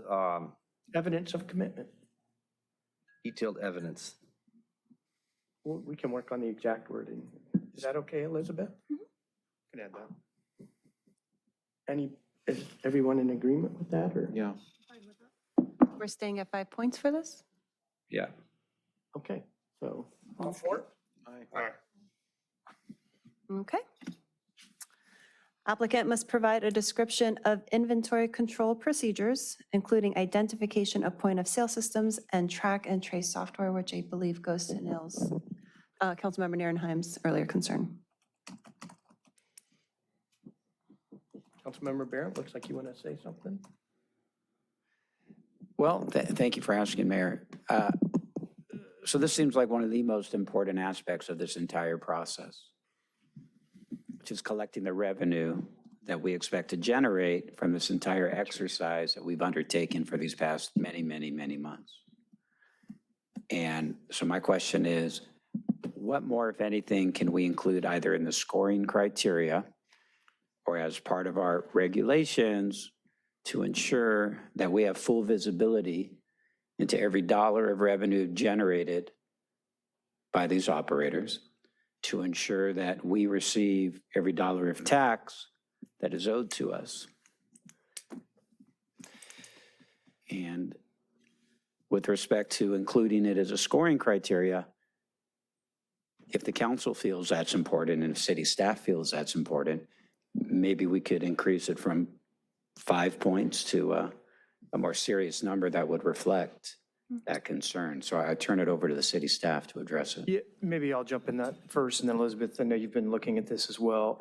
Just a reminder to the council, it's not just part of the criterion, but it's actually in our permit requirements, our operating procedures. If you look at page 22 of the draft ordinance, which speaks to the operating standards, subsection 8 of that actually speaks to this issue a bit more, and it talks about the system must have capability to produce historical transactional data for review. Furthermore, any system selected must be approved and authorized by the permit administrator prior to being used by a permittee. So we we're going to look at this. We may want to expand on this even further, but if you look at this, the genesis of this section really is to ensure that we have real-time data and reporting, and that we're feeling that the software is complementary to our own, so we can track from start to finish. But we'll evaluate whether or not we can beef that up. But scoring criterion aside, this is something that absolutely needs to be on our permit standards, regardless of who we select. Okay, great to hear, great to know. So my only comment would be maybe we increase the point count from 5 to some other number in council's consideration. But the bigger point for me is what the city manager said, which is irrespective of who ends up getting the job, so to speak. We're going to have obligations. We're going to have obligations. Okay, thank you, and thank you, Mayor. Councilmember Obaji. I just wonder, are they all using the same kind of software to conduct the business? Do we know? Very likely not. Yeah, I'm getting a thumbs up from the crowd, so I just imagine how much this is going to be a differentiator, but I don't mind giving them 10, rating out of 10 points, and everybody's going to get 10 points. You'll have to use Webaplex. Is 10 enough, do you think? Based on your thing? To the city manager's point, it's going to be taken care of in the permit requirements. So on the front end, maybe it doesn't matter as much, but I would still say, to the extent you're weighting these various variables between landscaping and niceness of interior design, maybe this one should get a few more points. 25? So, Yes. I mean, you've expressed the importance of this. You've expressed the importance of this. so what I was looking for earlier was metric. Recap of metric. Metric is a cloud-hosted online software reporting system used by licensed cannabis dealers to manage and report supply chain activities as required by state rules. That really tracks everything, so anyone that uses this, it's seed to sale, right? So I completely agree with you. The problem is they all have to abide by those laws to begin with, because it's kind of a foregone conclusion. And that's where you're able to take the metric data and say, okay, well, this store had a 10% loss or 20% loss, and this month they had a 50% loss. Fell off the back of the truck, got broken, who knows what, right? So that's where we really need to have the enforcement. The enforcement, yeah. I'm lost at where we're at. So Are we, It's not just the system, it's the track record. is what Yeah, you're track referring to. record. So we They're all may using want to, metric. do we pivot to past performance when it comes to inventory control? well, I mean, we could provide points for both. Yeah, I would. So we could up the point total and build out the descriptions to reflect past Or performance. do what do you propose and what's your past performance? And we could separate into 2 segments. Because it's hard to combine the two. Yeah. And to the point, they should be tied to the store or business that they're claiming the revenue from. Right. Yes. Yeah, throughout, if they pick a store, it should be the store. Consistent. Mm-hmm. So with all that in mind, what should be the scoring criteria number on the revised criteria that was just articulated? I wouldn't mind going up to 10, especially if we include something like the last 3 years or 4 years of metric numbers. I think we If should you're talking split about it. Past, so 10 for past, and what about for the description of inventory control procedures? This one that's right here, if we separate them out, you want 5, or do you want to increase that to 10? Increasing may make sense to the extent the council assigns importance to it. So, I mean, it's important, but if they all have the same system, so maybe 10. This seems like it would be fine for 5. If they all have the same system, they're gonna have the same answer. But their track record could be graded differently. So we'll do a new one that is backward looking at a 10-point scale. I like it. Yep. Okay, enough. all for? All right. Still abstaining? I just, if 10's enough, He's wondering if 10's enough. yeah, I'm thinking, Well, that one's going to It's have a- to come back, so we can, Or more points if you We'll get think a- that makes more sense. you're talking or on the more. past performance. yeah, Could be 100. 25. We don't have to decide. It's going to come back. It's going to come We're back. gonna come to us. back. There are a lot of, there's a lot of. It's got to come back. We're not going to craft it Might as well tonight. discuss it. Yeah. Yeah, just give it, leave it at 10. I mean, we have the whole section, that would give us 105 points for this entire section. Well, since you guys are talking about, ties back to the other store they're using, which criteria is requiring them to select a store? Is it? No, we do. It was their, They choose their own, is that what you're asking? So highest grossing store The highest in grossing California, and then Okay. well, we could financial ask for, statements. we could have the backward look be for all stores. Hmm. We could, their data set for all stores. Yeah. It's a lot We're of gonna end data. up with a lot of data. Let's just do Yeah. one store, the highest store, maybe, Their worst Your store. staff. or the worst store. If it's an important metric, it's an important metric. I mean, loss Should we- capture, should I we think on this that's. one, should we do the worst store? Poorest performing store? How, that would How do be we hard to know? audit. I don't know how we That's do we determine know? actually a that. good point. How do we know? I think Oh, that's true, yeah. I would say whatever we're asking in this application, the Be information should be consistent. the Be same consistent. store throughout. That would be my, And is it a like, the definition of what store, right? So a store they have a minority stake in, majority stake? What if it's like a conglomerate?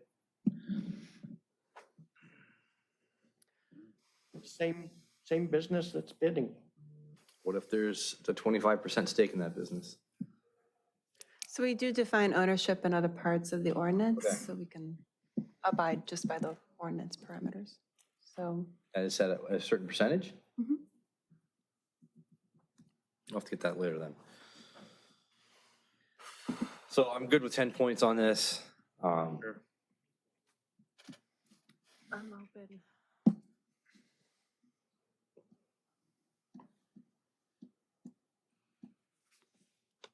I know Todd said he was fine. when he 10? left. What did he say? He said he He was was fine with good, this. yeah. Okay, so are we good at 10? I'm good for now at 10. We could revisit it. You're when I actually make- voting on it? Okay. Give it, yeah. 5-0.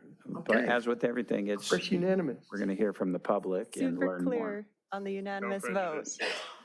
10 points for Past prior, past performance. Yes. Okay. 5 points for, Of their highest. So section Highest performing. criterion 10 is proposed and then the new criterion will be passed. Got it. All right. Criteria 11, applicant must provide a detailed description of transportation, loading and unloading, distribution, and delivery procedures. This should include plans to ensure that delivery operations do not disrupt traffic flow, align with the neighborhood compatibility plan, and do not obstruct fire lanes.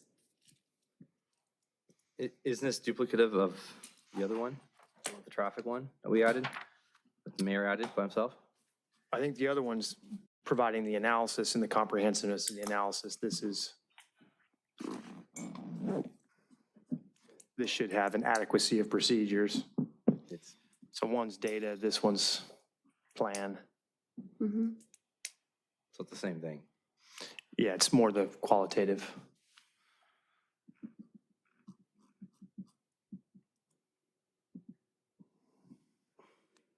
I mean, it's only well, 5 and this points. gets into loading and unloading. The traffic one didn't necessarily get into that.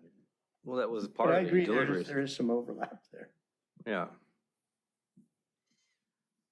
I'm still- Or we just fold this into the other one? That's an option. Can. I'd be fine with that. What do y'all think of combining this with the other traffic?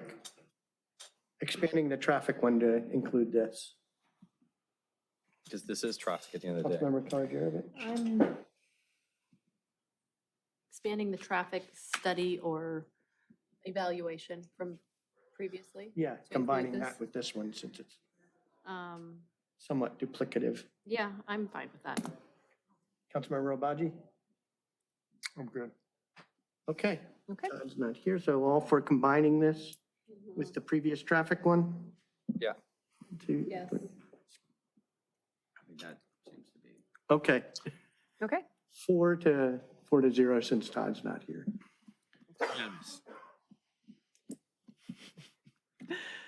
All right. Criteria 12, applicant must provide a description of marketing procedures and tactics. Currently scored at 5 points.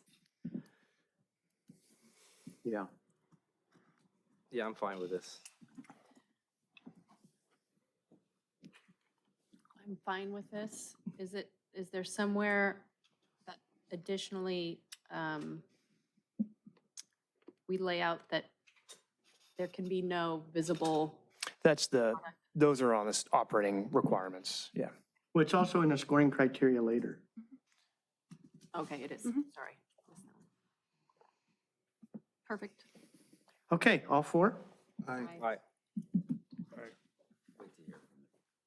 Okay, back to your, Number 13, applicant must provide a description of the city tax payment management plan / procedures ensuring no cash is managed by the city. So this is an item that came out of our internal conversations. Some cities have reported getting bags of cash as their tax payments, and we wanted to avoid that. So we put it on the applicants to define how they plan on paying their city taxes in a way that doesn't involve delivering cash. Fine by me. Aye. Aye. Aye. Councilmember Barrett? Sounds appropriate. A 5. Well, somebody could forego this The only one that plan gets it. and lose only 5 points. And then if they're selected, you're going to end up with bags of cash. We're probably going to add it to the operating procedures anyway, so, yeah. We may require that if we build out that track and trace program. We would give that 2.5 points? It should be a pass-fail. Okay, because I wonder if you need to knock it up a bit if you really don't want to have any any cash. Well, there's only one portion of this that's cash. The rest is, the tax payment management plan and procedures. Or is the whole thing just cash? Is that what's the intent of this? It sounds like you made it scorable where if it's cash or no cash, it's pass-fail, but you have criteria built into this. I think in developing this, just wanted to avoid people saying, don't worry, we won't bring you cash, and that being their statement, pass, fail. They promised they wouldn't bring cash. It'd be nice to really understand, are they planning on doing cashier's checks? Have they secured a relationship with a bank that does permit for accounts with cannabis operators? So that's why you put criteria. Okay. Yeah. Maybe should we knock this up? I'm fine with that. I don't know, Sounds 7.5? odd that way, but Huh? yes, we could score it differently. Score it higher, Sure, higher. Or more point. Or we put money or the points in another, we combine this with another one. Let's not overcomplicate this. I'm fine with the way it is. What do you want, 10 points for this, or? I'm keep it fine at with the way 5? it is. I mean, we're going to require no cash anyways, right? We're gonna find a way to ensure that the transaction works that way. But how they describe it and what creativity they have in this application is, I think, worth noting. But we're not hung up on 5 or 10 points here by any stretch. I think to your point about how your relationship with a bank, have you established that there's value in that? And I think 10 points, I guess that's where I'm leaning. All right, I'm in for 10. Any objection to 10? No.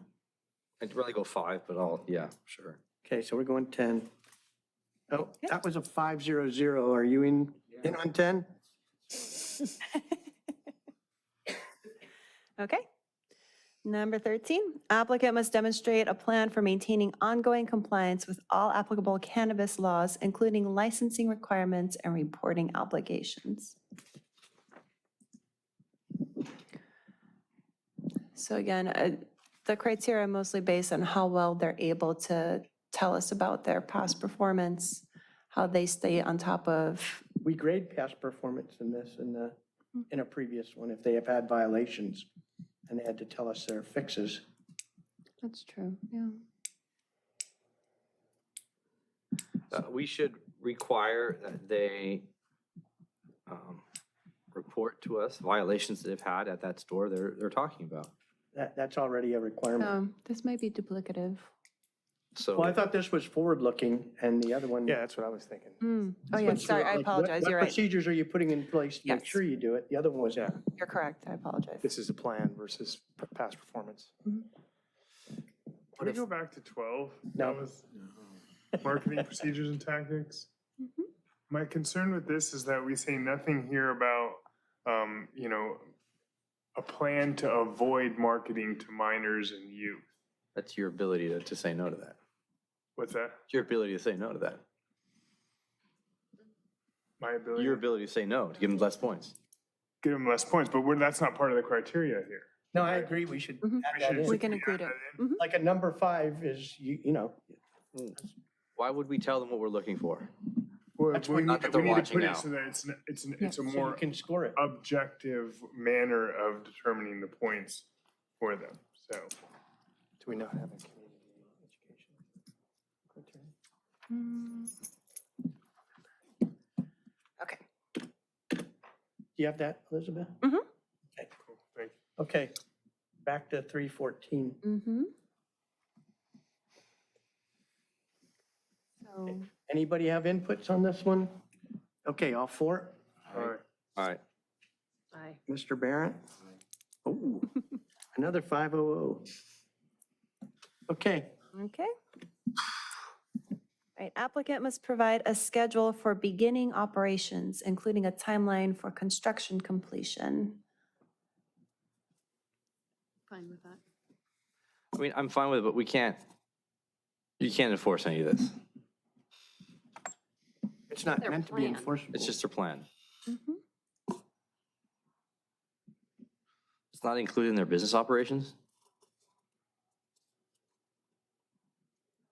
This is specific Not that I to recall, no. startup.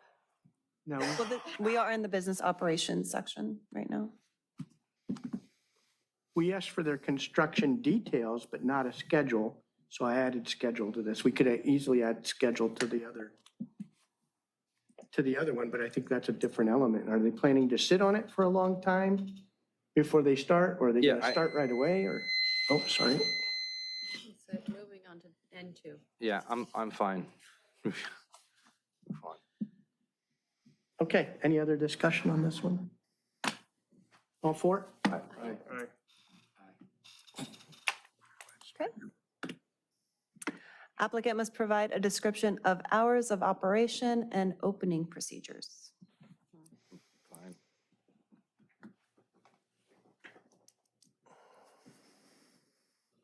All for it? Aye. All right. Okay. Except, I heard Neil say aye. Said aye. he said aye? Mhm. Okay. Number 17, applicant must provide a description of cash handling procedures. Is This that isn't- not part of the security plan? It may be, it was a pass-fail, so, and I made it to gradable. But if it's, I didn't look if it's duplicative to security.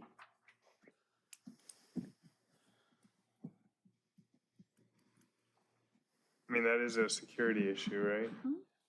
But also business operations. I was gonna say business operations too. This was more, this wasn't aimed at, are you gonna get held up while you're doing it? This is it traceable and, are you? Yeah, this is just regular policies and procedures, fiscal operations. Any other discussion on this one? All for it? Aye. Aye. Question, I'm for it. Aye. 5-0. And then our final criteria for this section, applicant must provide a description of day-to-day operations that acknowledges both state and local laws and is consistent with industry best practices.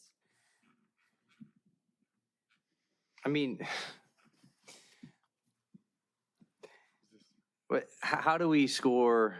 Like, this is inherent. We wake up, we have a cup of coffee, we open, we unlock the door, Yeah. we turn on the lights. Is that a best Make sure it's practice? not McDonald's 150 degrees, it's 130 degrees. Yeah. You just want 0 or 5? It was a pass-fail. I made it scoreable.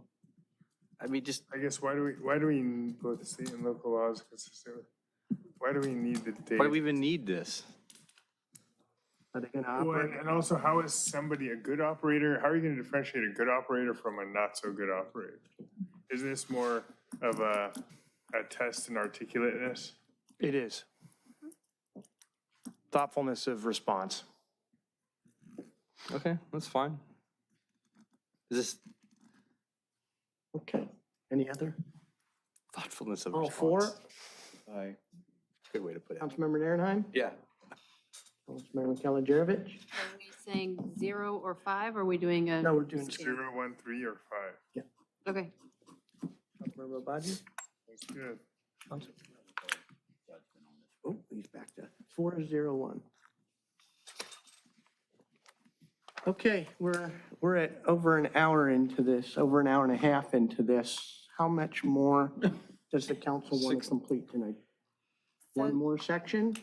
Section 4 is pretty hefty, but section 7 is short. So if we can get a fourth one done tonight, that would be very helpful for staff. Are you guys good with that? Yeah. Can we Okay, let's jump to, You want to get through 4, or you want to skip to 7? 4 is lengthy, that's what she said. 4 is lengthy, so if we do 4, we might be here a little while. Let's do 7. Want to do 7? And then How get many are some in public 7? comment. I think 4 Okay, for criteria. works with me. So we've done 3? When do we have to have these done by? Yes. We're going to have to bring this back probably. I'll be ready next week. What- I don't know what you guys have going on We're- next we're- week. we're dark We next have a lot Tuesday. next week. Yeah, we're Dark dark next next Tuesday. Tuesday. Yeah, we're dark. No, I'm sorry, we're here on the 15th, but we, well, 29th. We have a lot 22nd next week. dark. We got Seaside Lagoon and plan, right? and year-end designations. Maybe we just go over one of these items? We could fit it in. We could probably fit a little bit in. Yeah, let's do that. Just do one of these items. But when do we have to have this finished by? There's no Criteria? deadline. Sooner the better. As soon as we can. Sooner the better, obviously, but. Well, let's Sooner is ask. better. Let me ask you, well, security plan is like, there's a lot of different criteria. Were these designed with like PD's input? Yes. Okay, so I imagine we'd And the like same with to defer to the safety, expert. We right? probably would defer to the experts on this, So, but and safety was with the fire department's input. Yeah, both 4 and 5 were Public safety department. public Public safety. safety, and those look short. But they're actually pretty long. short, they're 4 and 5 pretty are long. They're pretty No, long. 5 and 6. Sorry, I was looking at 5 and 6. So I would suggest, looking at the calendar, it will help you when you have time to digest it and to come back with all your thoughts and revisions on the other items, because it can probably go quicker and more efficiently. Probably either next week, or if we're busy, that'd be the first Tuesday in November. Selection night. We're going to be here anyway. We are going to though. have a meeting, but I mean, we were Oh, wait. trying to keep it. Let's keep it short. I won't be here the first 2 in November, but. That's I don't right. need to be. That's fine. Elizabeth's got my input. Let's just bang this out. Next time we can go All right, through. let's go to criteria 7 then, right? Yeah. Okay. We still have to have public input, so. Public. I would, you should probably have public input now. No, we're I gonna know go- it's a straw vote, but you're supposed to have public input. We're going to go through 7, and then we'll come back and get public input. There's on only 4 items, right, on 7? But then don't take any straw votes, because you're taking a vote, even if it's straw, before the public has a right to. We can always reverse a straw vote. Okay, that's my advice, Okay. is you hear the public, Thank you. because the Thank Brown Act you, thank you, requires Thank you. that you hear, okay? Okay. So we had 7 criteria in this section previously. Again, just a reminder to council what was there prior to this. We're down to 4 criteria in this section. The first being applicant must provide an organizational chart showing owners, managers, and employees, including operational daily shift organization. Yep. Only 5 points for this. Looks good. Any discussion on this? Looks like you had something to say, Councilmember Barrett, or? No, just going to say. Okay. Okay, all 4? Aye. Aye. Okay. By advice of council, I'm going to abstain. Okay. Okay. Criteria number 2, applicant must provide a description of the owner's and manager's roles in day-to-day operations and decisions. 5 points. I'm fine with this. Any discussion? I would. Why is it 2, not 1? We already did one. Item No, number 2. no, are you talking about, No, the points. we can do 1. It's 5. No, We can do 0, 0, 2, 2. 5. 0, 2, and 5 instead of 0, 1, and 5. You want it 0, 3, But there's and 5? obvious gaps. I mean, I don't know. We can do 0, 1, and 5. I mean, you could still give 3 points to someone. No, this isn't a This is sliding this is a scale. metric. I mean, it's a spectrum. It's not.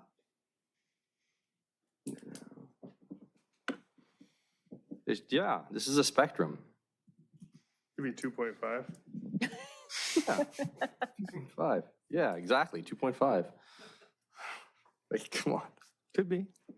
What do you want it to be? I want to be on the spectrum. It is. I think you are. Yeah, I think I am. 2.5, right in the middle. 2.5. Okay. That's fine. Okay.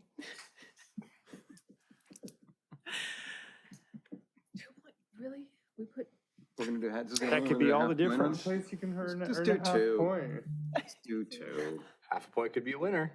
Never know. Let's do 2. That's fine. 2 is fine. Cares? I'm good with 2. Just kind of. All right, we'll figure it out on the final day. Okay, so we're at 2.5 then? I think Keep it at 2. Keep it at 2. Yeah, don't do it. Okay, so keeping it at 2. not remember this tonight. All right, so we're moving on to criteria number 3 then. Applicant must provide a description of the number of employees, their titles, positions, and their respective responsibilities. 5 points. Seems well thought out. Yep, I'm good with that. Sounds good. Everyone's pretty good with that? Okay. Okay. And then the final one, applicant must provide a description of hiring and employment practices, including any local hire policy and practices, background checks, if any, other processes of vetting potential employees. Is that legal? Local hiring policies, Mr. City Attorney?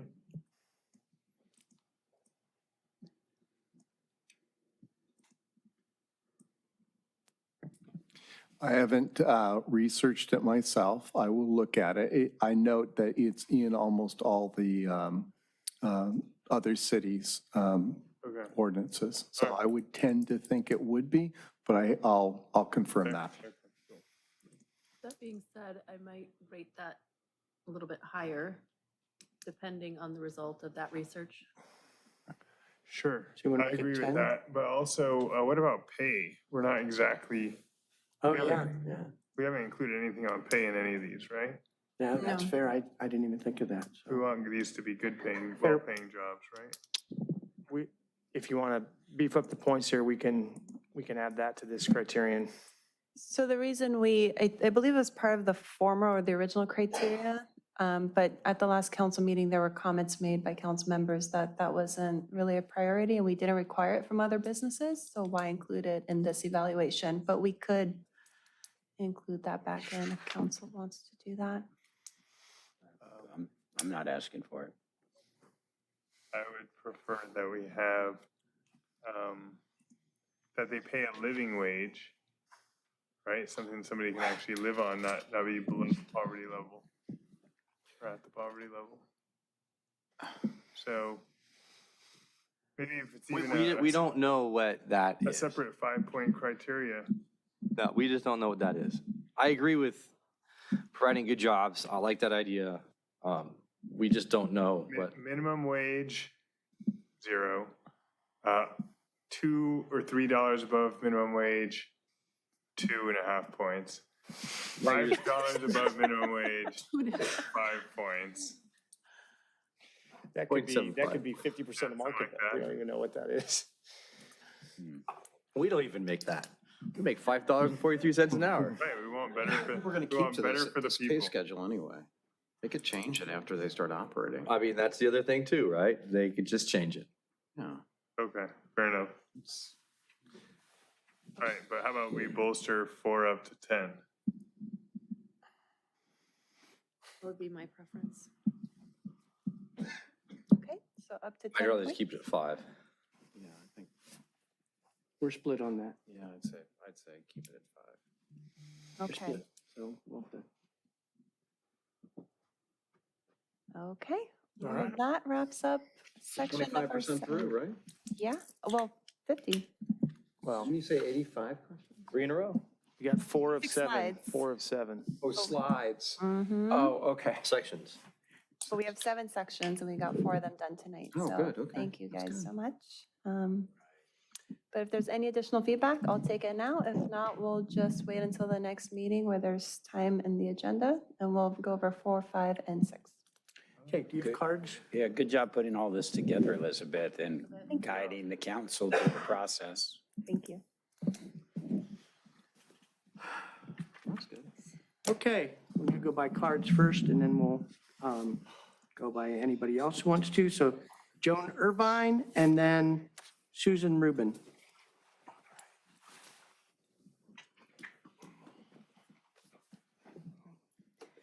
Joan Irvine, District 1, Mayor, City Council, city staff, and people who are here. First of all, I want to thank you for keeping your word to bring back cannabis every 2 weeks as an agenda item until the process is complete. But the thing is, I do have to say, seeing this is like a Groundhog Day. I came up with the right words now. It just reminds me of what's been going on for 2 years and more years. But I just want to say that. I mean, because you're bringing in all these things and, it's just pushing it out. And also, as I talked about seniors, that we're the largest growing segment in the cannabis industry. And because cannabis is very effective for reducing stress and pain and improving sleep and many other physical conditions. As I mentioned earlier, that seniors are 34% of our population and 50% of the voters. And with each delay, you are negatively affecting the quality of our lives by not giving us access to local cannabis. When my brother went to Harvard Business School in the 60s, there was a term that they learned, analysis paralysis. At one point, you've done enough analysis and just need to move forward. Will it be perfect? No, but perfect does not exist. I believe that after 7 years, this is where Redondo is when it relates to cannabis stores and delivery. So what I would like to know is what is going to be the realistic timeframe for our dispensaries and delivery? I was hoping after tonight that we were going to have a first reading in 2 weeks, which would be October 22nd. Then we'd have 30 days that the public can make comments. That would bring it, the next time would be November 19th. And then the application process, blah, blah, blah, blah, blah. That ain't going to happen with what you're showing me. And so will this actually happen with the current city council representatives? Or will it wait for the new members in March, that we're going to start the whole process all over again? And by the way, just to let you know, I have heard through the grapevine that people are saying that everything's being delayed for the people who are going to be running for election because they don't want to be known as the people who have allowed cannabis to come into the city. So that is being passed around the city. I need you to know that. And so, but just to let you know, for those who want to know more about this, please just let me know. I have a show that I talk about. And also just recently, and I'll send it to you, there was an article in the New York Times that talked about Nixon. And one person wrote that Nixon once told him that marijuana was like no other dangerous drug than the president's favorite psychoactive drug, the martini. So, thank you. Thank you. Okay, Susan Rubin. And then I can't read the handwriting, but it's something that starts with J and Cabrera. Oh, Susan. Hi there. Okay, so I am a mother of 2 kids in the Redondo Unified School District, and I'm a volunteer, and I've just texted 60 people personally about this, and I don't want this. I'm a breast cancer survivor. I will gladly drive to Gardena to get my marijuana if I need it. If I go stage 4, I don't care. I'll go to Gardena. I don't want this here. We don't need this here. We don't need this money. We don't want this money. It's dirty money. Has anybody ever seen Seattle is Dying? I just came back from Seattle. It's not pretty. There is tagging. Right now, it's not even here. And there's tagging at the corner of Green and Nelson. Okay? I went to the head shop across the street from the bus stop, right there at the corner of Ringe and Artesia, just to see what's in there. It's pretty. It's bright lights. One stupid bong costs $1,000. I was like, what's in here? I had a couple minutes. It's right there, and so this was a Newport Beach head shop. And apparently, that was the old beauty supply. So apparently, the beauty supply guy, or a guy who bought the beauty supply, I should say, got ran out of Manhattan Beach. So where does he come? To us. He bought the beauty supply, he opened up the head shop. And that whole avenue is head shops, smoke shops. I'm sick of it. I don't want a cannabis dispensary here. Anybody who votes for a cannabis dispensary is not gonna get my vote. Won't get my friends' votes. I know the PTA president. I've been to many grammar schools because I have a special needs kid. I know the PTA president, I know the next PTA president. I've mobilized all my troops. I just sent them text messages. Expect this meeting to be full next time. This is not gonna happen. We don't want it. We don't need it. It shouldn't happen. It's dirty money. It's a gateway drug. I have a friend in North Carolina, my old roommate. He just died from a fentanyl. I haven't seen him and haven't spoken to him in 20 years, but it hit me right here. And we don't need this. We don't want this. And think about it this way. Where do you want to go get your marijuana? Do you want to go to Gardena? Or do you want to drive into beautiful Redondo Beach, have a little joyride before you pick up your marijuana? Pick up your marijuana in Redondo Beach, cause some havoc on the way out. All the money that we get from this, from the taxes, we're just gonna pay back out, covering up graffiti and God knows what else, right? It's time. It's dumb. Let's not do it. That's all. Thank you. Okay, then, Ms. Cabrera and Melissa Deschamps.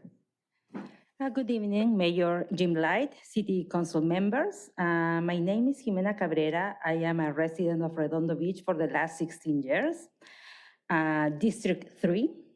I am a parent of 2 teenagers, 2 wonderful teenagers, a 15-year-old in RUHS and a 13-year-old in Adams Middle School. I'm here to strongly show my opposition to opening 2 cannabis stores here in Redondo Beach.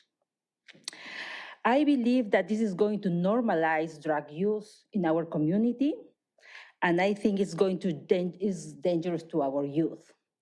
Sitting here and seeing you talking about this in such a way that laughing and making this so easygoing, it really made me sick to my stomach. Because you are dealing with the life of our children, your future, the future of Redondo Beach. I'm sure you are parents yourselves. I don't know with what face you are going to show your kids tonight and tell them, good night, have a good night's sleep. When you are going to put drugs in front of them, they are going to drive, they are going to ride their bikes, they are going to walk in front of those stores, and one of your kids is going to fall down on the trap. Thank you. Thank you. Melissa Deschamps. And then Courtney Karen. Good evening, Mayor, City Council members, city staff. I wanted to first thank you for all that you do. I may not agree with everything you do, but I appreciate so much seeing you show up at events, seeing you in the community, sometimes daily, and I appreciate that. Especially, I appreciate all of your support for Measure FP, which I think is really important for our community. So I'm a parent, I'm a Redondo Beach resident, I live in District 1.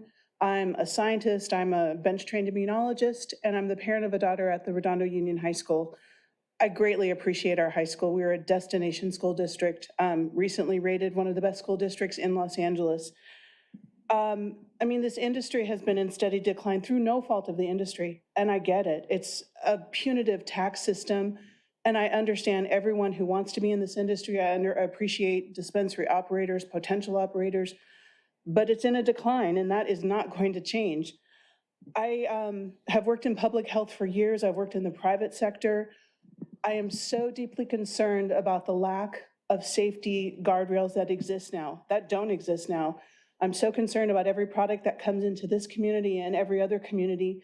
I'm concerned about contamination with pesticides, so many that are not allowed outside of our country. I work in Europe a lot, and it's ridiculous what we allow in this country, but I'm concerned about fentanyl contamination. It's worrisome, and it's a public health problem. I feel like this is revenue that's coming on the backs of our children. I don't understand why we want to do this when other beach cities have declined to have dispensaries. There's a model for delivery. It's illegal. Pass a tax rate. Let's collect the revenue from that. It's safe. It's tracked. I also listened to a lot of the commentary over the last 18 months and over the last couple of months where we've talked about giving back to the community, the integration into the community, and that's normalization of cannabis use. I have zero problem with any adult using, buying, selling, trading cannabis. I have a huge problem with the normalization of cannabis for our youth. It's dangerous, and it's just not the right thing to do. I listened to a comment made last week, or at the last city council meeting, where someone mentioned that these dispensaries lead to less youth use, which is completely not factual. In the 3 minutes that person was speaking, I pulled up no less than 12 peer-reviewed references from 2004 or 2024 and 2023, illustrating that that is absolutely not factual. It's as if we say that fast food restaurants don't normalize the use of fast food. It absolutely does. It normalizes this. And I also want to say that during a time where there's 3 important measures designed for the health, the safety, the wellness, and well-being of our community, we're bringing this into our community. And again, I appreciate all of you. I just want to urge you to pause everything and then consider delivery only. Thank you. Thank you. Courtney Caron, and then Timothy Dodd. Good evening. Let me just get this laptop open here. My name's Courtney Carone, and I wanted to just start, these are not part of my notes, but I wanted to say that I am the PTA president of my kids' school. I have 3 kids. They're 8, 5, and 2. I'm also a cannabis business owner and a cannabis attorney and have been for many years. And I hear what parents are saying, but I find it far more offensive that my 8-year-old can walk down a grocery store aisle and see hundreds and hundreds and hundreds of different types of alcohol, but he's never been able to go into one of the stores that I own. And as a responsible parent, which is the job of all parents, it's my job to talk to him about the risks and dangers associated with cannabis and cannabis use versus sitting here and saying, well, this is a gateway drug or this is an industry that's going to ruin our youth. My children understand what cannabis is because I talk to them about it. I talk to them about the risk, and I feel that as a parent, that's extremely important for me to do. So I just wanted to point all of that out as I now launch into the legal stuff that I'd like to go over and ask some questions if you don't mind. Thank you guys for everything you're doing, trying to get this together. I obviously have been following it for a long time along with you. And I was excited to see some of the changes that were proposed today, but perplexed by some of them. And I just want to point a few out, hoping that maybe you can answer a few questions for me. First, under Section 1, Criteria 2, the record of compliance. It doesn't really say what it is that you're seeking for the record of compliance, and there are a lot of different point values that are being offered for that. And the problem with that is, at the federal level, there will be no records of compliance available because we all know that none of us that are operating cannabis dispensaries are operating according to federal law. Second, it asks for local and state compliance records. The state has no compliance records that you can apply for. There's no certification like if you were on the Secretary of State website looking for like a certificate of good standing. That's not available. So all that you get from the state is a renewal of your state license, which therefore says that you're in compliance. Locally, some jurisdictions will provide you with a letter, but many of them will not. And so I just think that when we're going through trying to ask for compliance certification, please try to figure out what it is that you want an applicant to turn in, because right now, other than saying, well, we get a renewal each year, there's not going to be many ways that we're going to be able to provide you with a compliance other than our word. On criteria 3, letter of commitment from a manager. Okay, this is silly, my friends. This is really silly because everybody here is going to say, oh, I need a letter from a manager. Let's find a manager from my store and go ahead and put this on so I can get the points. But once you award the license, are you going to take that license away if they don't actually have that manager start on the first day and offer it to the next person in line after they've built out $1 million store? So I just want to say, think about those little things when we're going through this. Criteria 4, what would this, the information that you're seeking in relationship to proof of fund, of like the $3 million, the $2 million, the $10 million, is that for 2023 tax year? Is that for 2024 tax year? Motion to extend 1 minute. Okay, thank you. Give a second. Thank you. All for it? Aye. Appreciate it. Criteria number 5, community benefit. Again, it's like, what is our measure of proof here? So like if you have licenses in the city of Los Angeles, no community benefit is required at all. So the city is never going to write a letter for a candidate that says, yes, they're doing what they said they would do in the community, because nothing is required. Where a city like Fresno does have a strict requirement. But then you've got the county of Riverside who has a development agreement, so everything is just done financially, but there's no requirement that you have to actually go out and do anything in the county. So this becomes a little bit difficult depending on where you hold a license, and everybody is going to have licenses in different places. And also, are you seeking this for every license that a person holds, or just the one store that we're referencing in all of these other capacities? So and you're going to need to have a lot of page limit if you've got a company with 10 stores and a company with 2 stores, because how will that be fair as far as explaining all of that information across the board? Okay. Time's up. What I request, if you don't mind, yes, is it would be very helpful for us if you put that in an email and I would emailed love it to to. us. And if you can provide what you'd recommend, you know, it would provide us a basis to look at as a point of departure, and we would gladly do that. Okay, that would be great. That's much more helpful to us than rolling it out verbally here. I know, I mean, So- I got through, I know, there's only like 2 or you've got 3 a more, zillion but like, things. yes, And this I would want to be get your great. expertise and your experience, and we Okay. can look at that and.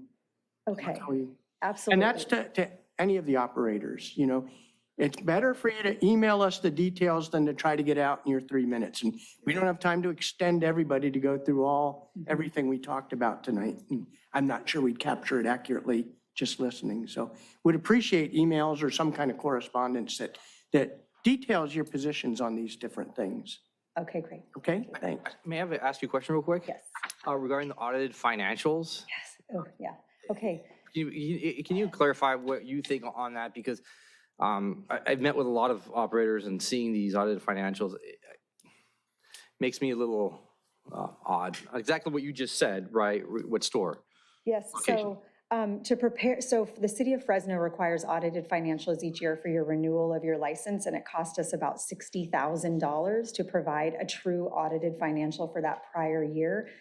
Because when you have, when you're just asking for like a CPA to sign off and say like, okay, this information looks accurate for what you've provided me for your P&L, that's one thing. But the term audited financial is an extremely specific type of report. And like our CPA won't provide that report without going through a whole bunch of steps to do it, to the tune of $60,000.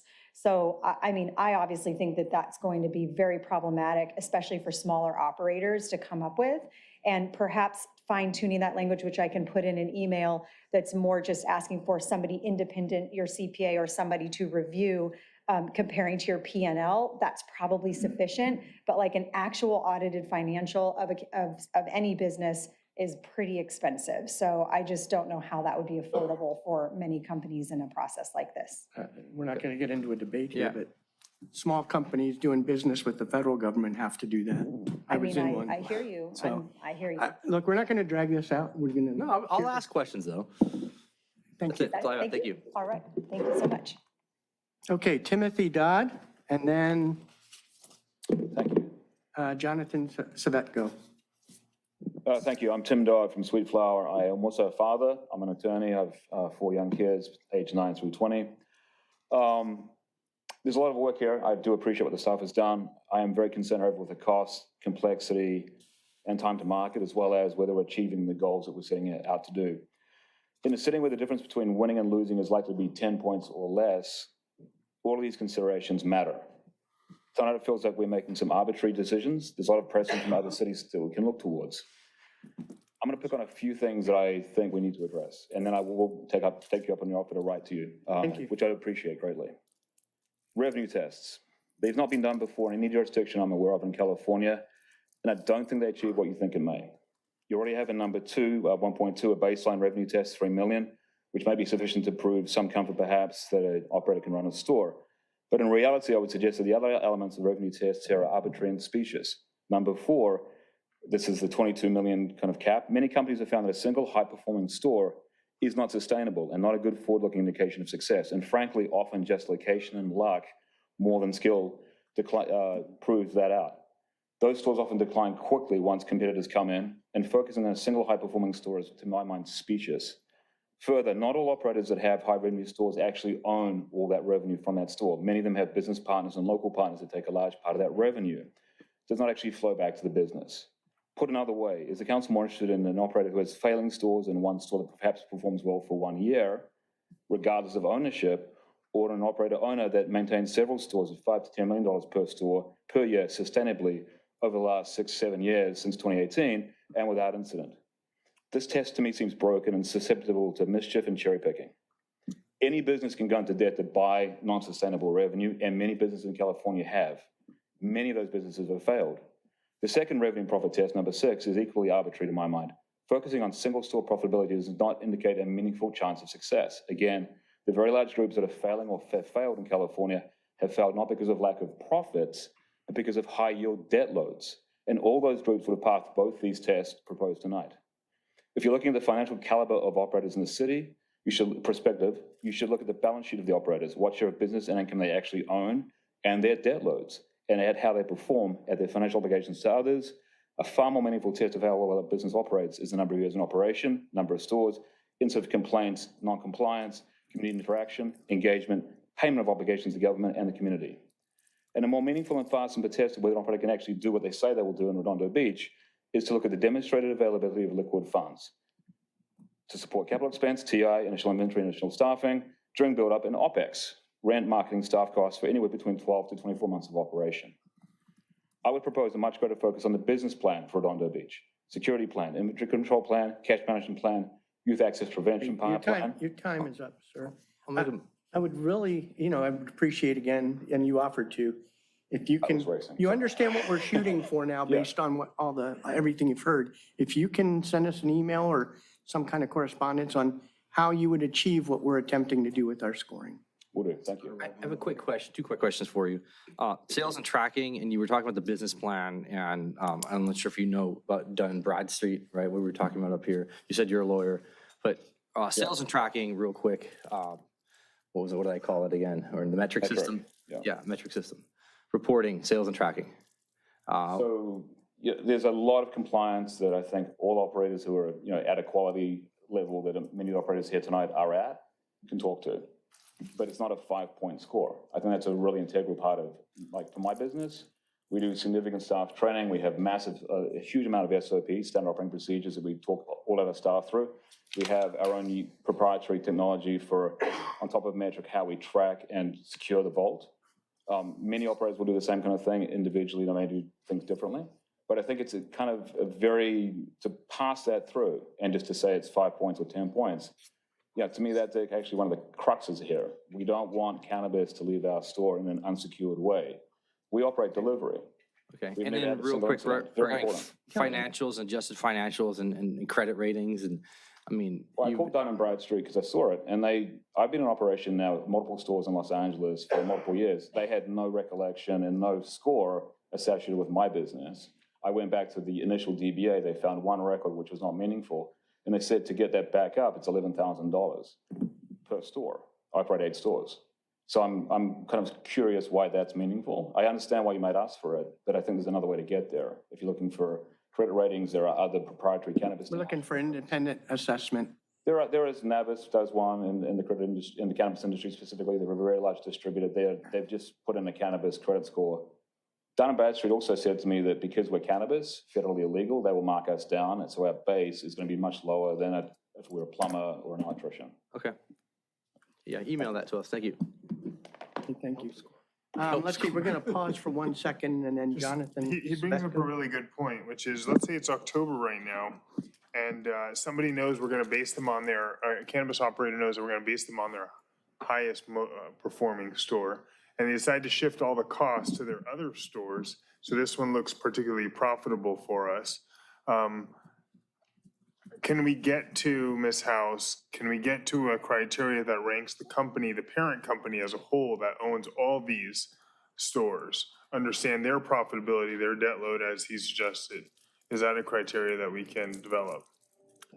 Yes, it might take some time to look at how other cities might have captured that, because some of these places might have multiple owners that have stakes in different types of companies across the state of California. So are we rating the owner or the company name that they're applying under? Or I just need to spend some time researching that and fleshing that out. All right, thanks.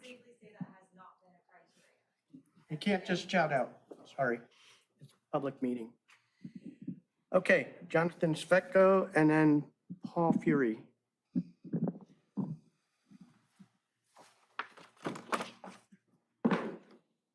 Good evening, Jonathan Svetko, District 1. I think it's clear on here that my opposition remains here. In Redondo Beach here, we have worked for a number of years towards what we would consider to be responsible regulations of this industry in our city here. I made a point of it last time. I am disappointed that this council has paid almost no attention to the massive issue in the statewide process of testing. I brought it up to you last time. I want to clarify it here once again to make sure you guys understand what's going on. We have such an incredibly broken system at the state level right now that we cannot comfortably tell you for sure that our products that are out there are tested and safe for the consumer. It's gotten so bad that, as I mentioned to you last time, we've had someone become a whistleblower on the state level, and that's caused the second in command to now resign. The issue is not resolved. There is no resolve in sight. What I would dare ask is for the city to consider here and speak with the operators that are here, if any of them have ever sold any of these products that have been recalled. It's a very easy thing to look into. So let me give you a list of some of the companies that have brought themselves forward here to the city. Artistry being one. There was a recall on products that they had sold from September 11th for paclobutrazol. Another one on August 29th for chlorophenopar. Embark, there was 3 recalls in the recent history, October 8th, August 29th, July 2nd. Sweet Flower, July 2nd, August 29th. Culture Club, August 29th as well. This is all public information. I want you to be clear about this to understand what's happened here. These are recalls on products that were sold almost a year ago. They're gone. They're in the people's hands. You can't even get them back. And these are recalls on products that were tested, that the LA Times had to go in there and prove that these products were falsified. The state has no mechanism to control that, had to embarrassingly publish multiple articles on how bad the system is on the state. The state is now issuing recalls on products that were sold already, sold and tested already. This is so incredibly broken here. It is the wrong thing for us to be considering this at this time until the state fixes this. A call to pause this in the city is the responsible thing for us to do. And not to see now, before we come here for public comment, where all of the potential applicants here move into the lobby before here to conspire with how they can influence our city here, and yet we have none of these communications going with our own community. These are the problems we have here, and it is really disturbing to me that this council is not taking this up yet. We need to have this discussion. I don't see the reason to go forward. I do want to thank Councilmember Narenheim for pointing out, for 2 years now merely here, I've been saying the industry is failing. And in the last time since we met here, we've had one major retailer that's failed that now has $100 million in debt in receivership, and the other one being Ease that was valued at one point at $700 million. The system is broken. Why are we considering this here right now? Thank you. Thank you. Paul Fury and then Robin Eisenberg.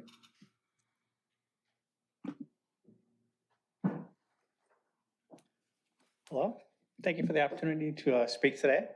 My name is Paul Fury. I'm a parent of 2 teenagers in the Redondo Beach school system. I'm opposed to the storefront cannabis. I feel that it normalizes the drug use. because of the marketing that you see every day when you drive by it. Lets the kids know that Redondo Beach city leaders condone drug use, so it must be okay, in my opinion. I don't really have a opposition to the people using marijuana. I don't see why they can't get it through a mail order alternative. I think there's been a lot of talk in looking at your criteria you have for the potential businesses about all the different financial aspects, but there's also a financial aspect of the tax revenue of children that are going to be doing worse, not making as much money. In the next 30 years, they're not going to make as much, give you as much tax revenue as the kids who don't become involved in drugs at an early age. So I overall opposed to the idea of having the storefronts, and like to reconsider that idea. Thank you. May I ask a question, Mayor? Yes.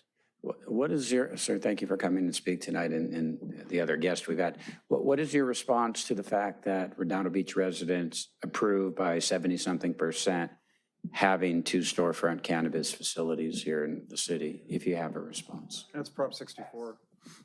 What did we do on the cannabis initiative order numbers? 64%. 64? 64, 65, yeah. All right, 64%.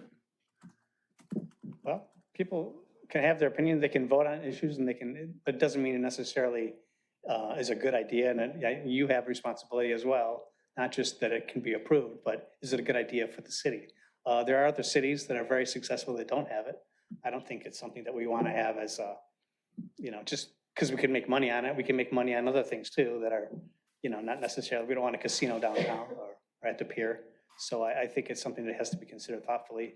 And I think you're all responsible for that as well, not just the approval of any store. It has, any new business for the storefronts. I think it has to be thoroughly thought through and vetted. And I know you're doing that on a lot of the details that you're working out with, but overall, I just don't think it's a good idea. And I think it's potentially damaging to the teenagers who are very impressionable. All right, thank you, and thank you, Mayor. Thank you. Okay, Robin Eisenberg, then Miles Peck. I'll be short because I'm not going to make any jokes. Okay, first of all, I know this is hard for all of you because it's just totally new and it's not really your wheelhouse retail, whether it's cannabis or whether it's pretzels.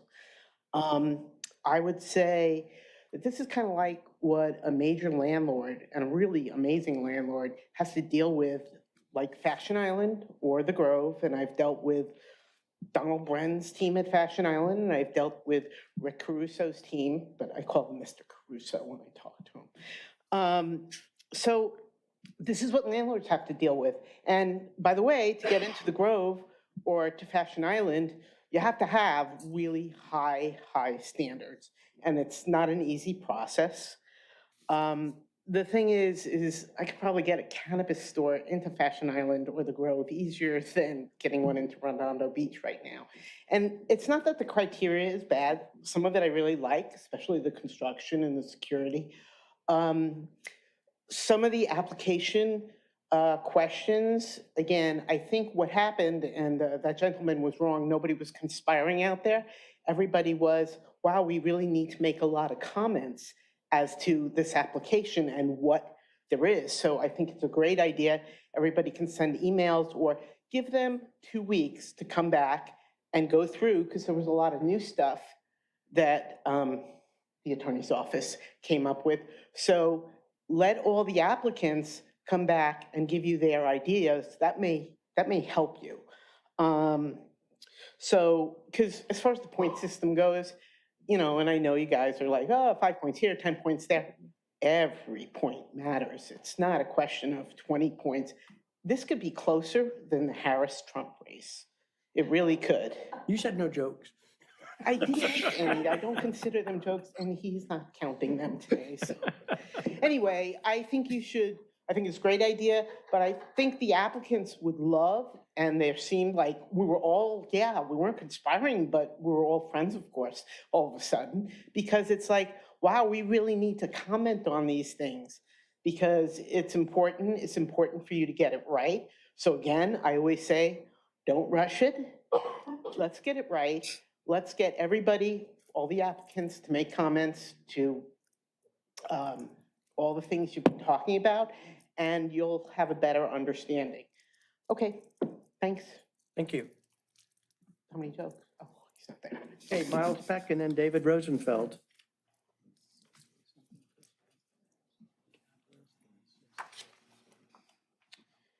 Good evening. My name is Miles Peck. I'm also a father of two, and I've been a cannabis owner and operator throughout the state. So I've been in the business for about the last 8 years. So first of all, I want to thank you all for the continued work on this process. I realize it's complicated, it's challenging, so appreciate the effort and the continued, bringing it back in a timely manner and trying to get this across the finish line. There's a lot to unpack from the most recent staff report today, and I think it's too much to go through right now. So in sort of alignment with the rest of the applicants out here, I will digest everything. I'll go through with my team. We'll submit some written feedback, and we hope you take that in consideration. We've applied, I've been a part of application process in numerous counties and states throughout the state. So there's a lot of things in here that I'm seeing that I've never seen in any sort of application. And I think it's going to be a real challenge, and it's not necessarily creating an equal opportunity for a lot of applicants.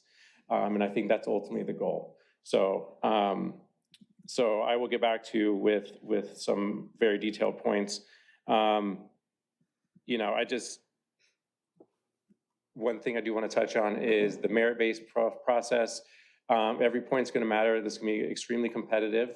And when the points are being distributed, I think a lot of thought needs to go into how much points are here and there. And, I think when you're saying some applicants might just not get any points here because they don't necessarily have the business structure that's going to qualify for this. That's not, and they just lose 20 points or 10 points there.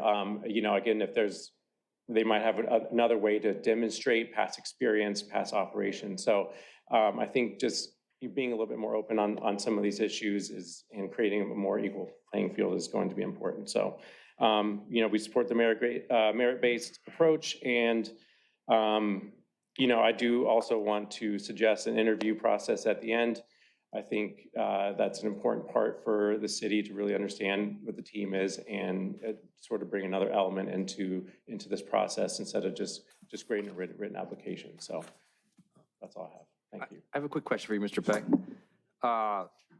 So you bid yourself, brand yourself as an independent operator, right? So currently, yes. So I've been parts of large chains. I've grown chains. I've ran multiple retail stores throughout the state. So currently, the question really is regarding revenue and ability to track or prove that if you're an independent. Yeah, I mean, if I'm able to go back and look at past projects and stores that we've owned and operated, then yes, absolutely. But what I'm trying to do specifically here, my group is we're going out. I've got long roots deep roots in Redondo. We've got lots of family businesses here, and I'm trying to build a really unique team that's focused for Redondo. So that's my specific position and situation here. So I brought together lots of local partners as well. Yeah, you don't want to. Yeah, real quick, you said the interview process, you said other cities have done an interview process? Correct. At what point? The staff does interview, the council does interview, who does interview? Typically the council. Okay. At the council or privately? I've seen it both. Okay. So. Okay, thank you. All right, thanks. Thank you. Again, Mike, request, you've heard the debate and the discussion, the main areas that we're looking for and our concerns. If you have a better way that we could ask for that and score it, we're open to it. So appreciate that kind of constructive feedback, not just, this criteria sucks. So any constructive feedback would be very appreciated. Okay, let's see, David Rosenfeld and then Sam Jurist. Hello, Mayor and Council, David Rosenfeld. Thank you guys for moving forward on this item. Like I said before, I applaud you guys for for doing this at this time. I think you're reflecting the views of our community and our state that's had an evolved view of cannabis that has gone back over 20 years now since we voted for, medical marijuana. I am speaking tonight on behalf of Supreme with Miles Peck, who's our CEO and founder. And we do appreciate the changes that you've made. It does feel like a lot of things have been thrown at us in the past 2 meetings that really weren't discussed previously. And I would defer to a lot of the people that have other experiences in many other cities that are saying that this isn't really what they're familiar with, that a lot of the things you guys are asking is very different. So I was hopeful that with our consultant, we would have a process that did mirror all these other cities, because obviously, we're one of the last cities to do this. So it seems like we don't need to really reinvent too many things. I think we could just look at a city that's done it successfully and really just borrow their application. So I would encourage that, and somewhat, simplifying it a little bit. A specific point I'd like to make would be real simple, is to clarify when you're talking about revenue that you want to demonstrate for people, that it applies to present or previous experience, because it's not clear the way you've worded it. It sounds like you have to be a present owner. So someone like our group that has great experience, however, they don't currently operate a dispensary, would be disadvantaged. And I think in general, you're also sort of, you're giving a little bit, you're giving an advantage to large operators, which I can remember when Elliot Lewis had his ballot measure that he was putting forward. And one of the reasons why people were so against it is because he had written in the language a way of giving preference to someone with a great deal of revenue. And so this is in essence what we're doing here, it seems like, in the way we've carved this out. So I think you can word that in a way that says, you're looking for someone that can show financial success, be it profitability or growth or other things, rather than gross revenue, because that really depends on where your location is. If you're in a very wealthy neighborhood, and really the stores in Redondo Beach, they're going to do well.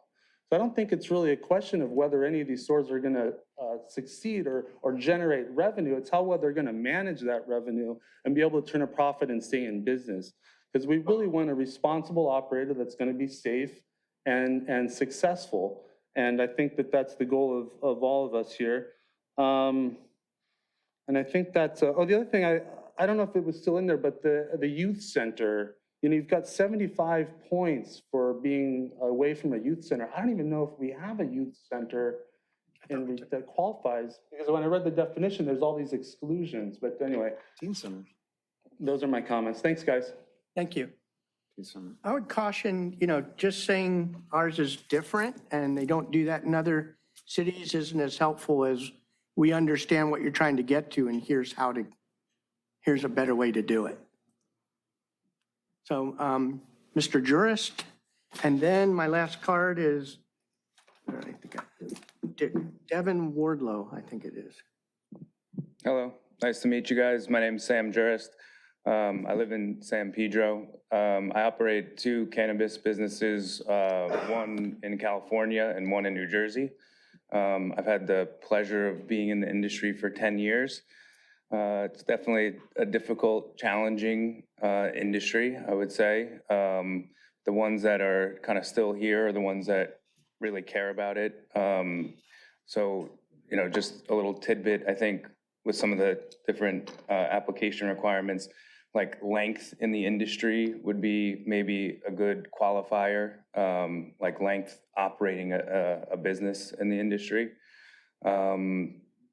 I can provide an email. There's just little notes and stuff that might be useful.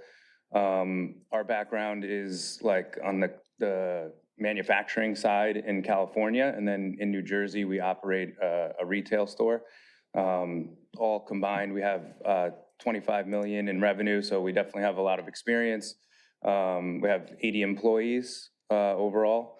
Some of the financial requirements just get tricky when you have multiple entities, and like each business we operate is a different entity. So one question I would have for you guys is like which entity are we getting financial audits on? Is it the one we pick? Is it all of them?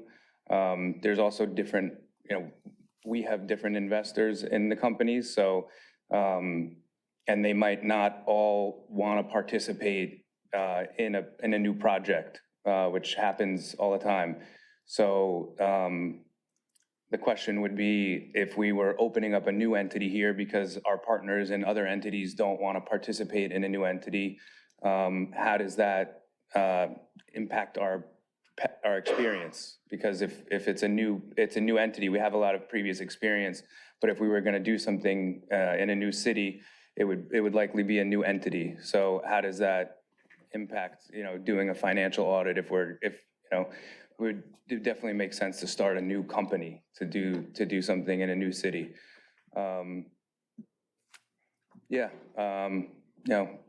Appreciate you guys pushing this forward. I heard some of the concerns and things. I think just one thing I would add, I didn't hear anyone mention, is, having stores gives people a safe way to get medicine. If you don't have a store, they're going to find another way to get access to cannabis. So it's much better to have a store, even though the system in California isn't perfect. It's a lot better than a smoke shop, which is going to sell other THC A products and other cannabinoids that haven't been tested at all. So I would definitely say, from a safety standpoint, having a licensed store in the city makes a lot of sense. Your time's up. Thank you. Appreciate your input. Devin Wardlow, and that's the last card I have.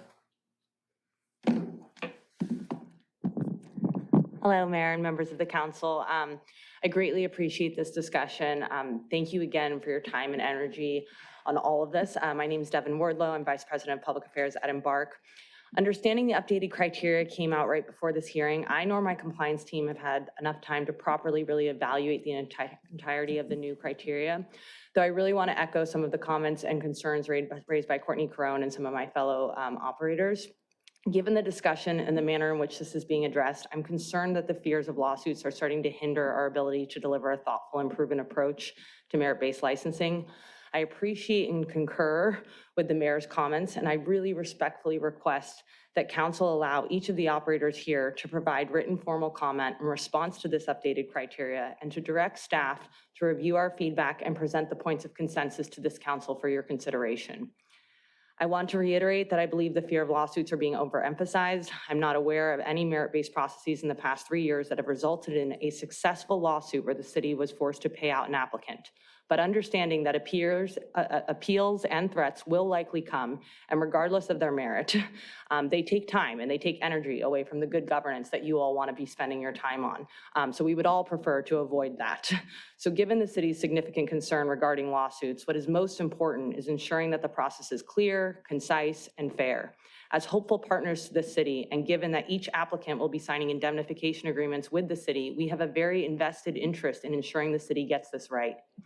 At a high level, I hope the council will remain steadfast on the foundations of implementing a proven merit-based process with a selection process that includes a written application followed by an internal interview with a final selection at either, I was hoping with council, or with city, internal city staff at a high level, to ensure that this process is carried out rigorously and honestly and with the best results for everyone involved. I really want to just emphasize that there's been a lot of discussion around fears, but there have been many cities that have implemented merit-based processes with success. I operate in 15 cities throughout the state, and it's successful, and this city can be successful too. And so I would hope that this council can move forward with the criteria in a way where we're moving in a direction where this is based on the future where this will be successful in Redondo. And I can happy to send examples of other cities that have done this that have been successful as well. But I'm encouraged. I think we're getting to a good point, but I hope that the applicants can provide some real formal feedback on a lot of the criteria that have been mentioned today, and that can be concisely brought forward to you all for your consideration. So thank you. Real quick question for you. You mentioned a second regarding interviews. A lot of cities have done interviews, like the city staff doing interviews. Do they score them? Yes, so typically, a merit-based process typically consists of a written application, and that's really kind of to weed out the top operators. Then a handful of them are invited for internal interviews led by staff where, a handful of similar questions are asked to every applicant. And then, a top recommended handful from that pool is recommended either to council for a selection process where you go and do presentations, or it's led by the city manager that makes the decision, or as I think that you all are maybe contemplating, an internal board would then make that decision. I respect and defer to you all in that process, but I hope we can go to those kind of foundations. All right, thank you very much, appreciate it. Thank you. Again, I just want to reiterate, you can sit down. I just want to, I appreciate all the companies coming up here and commenting. I appreciate the public input. I just want to make sure, it's more helpful for us. You've seen from the criteria that we've built up, and this has been built up from input from the council, the areas of concern of the council, and how you think we could score those and how we should ask for it, versus just, here's what another city does. We've got samples of that. You've heard the specific concerns of this council and what's the best way to address them and what's the shortfalls of the way we're approaching it. So appreciate, I know it's your time, but the more input you can give to us, the better decision-making we can do, because we've not done this before. So appreciate that. With that, we'll open it up. That's my last card. So anybody in the audience? Oh. I'm here. Thank you, Mayor Light and Council. And along the points you just made there, one category you guys have in here, which I'm just trying to figure out how you're actually going to enforce it, but this community benefit category. First thing to consider is that saying a business, what they're doing is a lot different if they're doing something in the city now. And you probably should consider that to some degree. Also, how do you determine what's good for the community? And where do they pick to get involved in the community, and who do they expect to support? I'm thinking in times when we had a big developer that came to the harbor, they were supporting a lot of groups too. I don't know if we'd all agree that they were the benefit of the community. For example, and whether they just pick a group that's going to just help politicize their actions or just advertise their business as opposed to doing any real community good. How are you going to determine that? For example, would they pick the young Aryan pickleball Esplanade cleaners? Is that a group you're going to support, or are you going to intercede and say, no, we're not going to let you do that? And while that sounds great to tell your constituents, oh, we're going to do this, they're going to support the community, to me, it just sounds real arbitrary. And how are you going to enforce that? Are you going to say, we don't like this group now, and we're going to now void your license? If you're worried about lawsuits, I can think that's an easy way to get a big lawsuit, especially after they spend what's it estimated to be about $1 million to build out a store. Frankly, I think to simplify it, I think I've seen this in some other cities, have them pay into a fund that the city has, and then you guys decide they can block grants where the money goes. Wow, what an interesting concept. I think it's a lot simpler. It takes you out of this whole judgmental arbitrary thing. And, frankly, it just makes a little bit more sense. I mean, you do it already with block grants. Do the same thing with have them pay into a fund, the city decides where it goes. Anyway, I'm just hoping that might simplify the process and might take out that whole category. Thanks. Thank you. Anyone else wish to address the council on this item?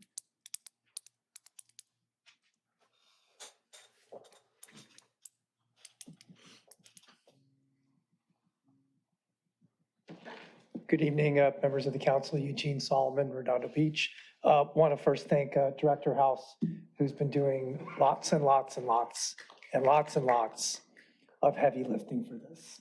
So it's something she continued over being the assistant to the city manager. So thank you, Elizabeth.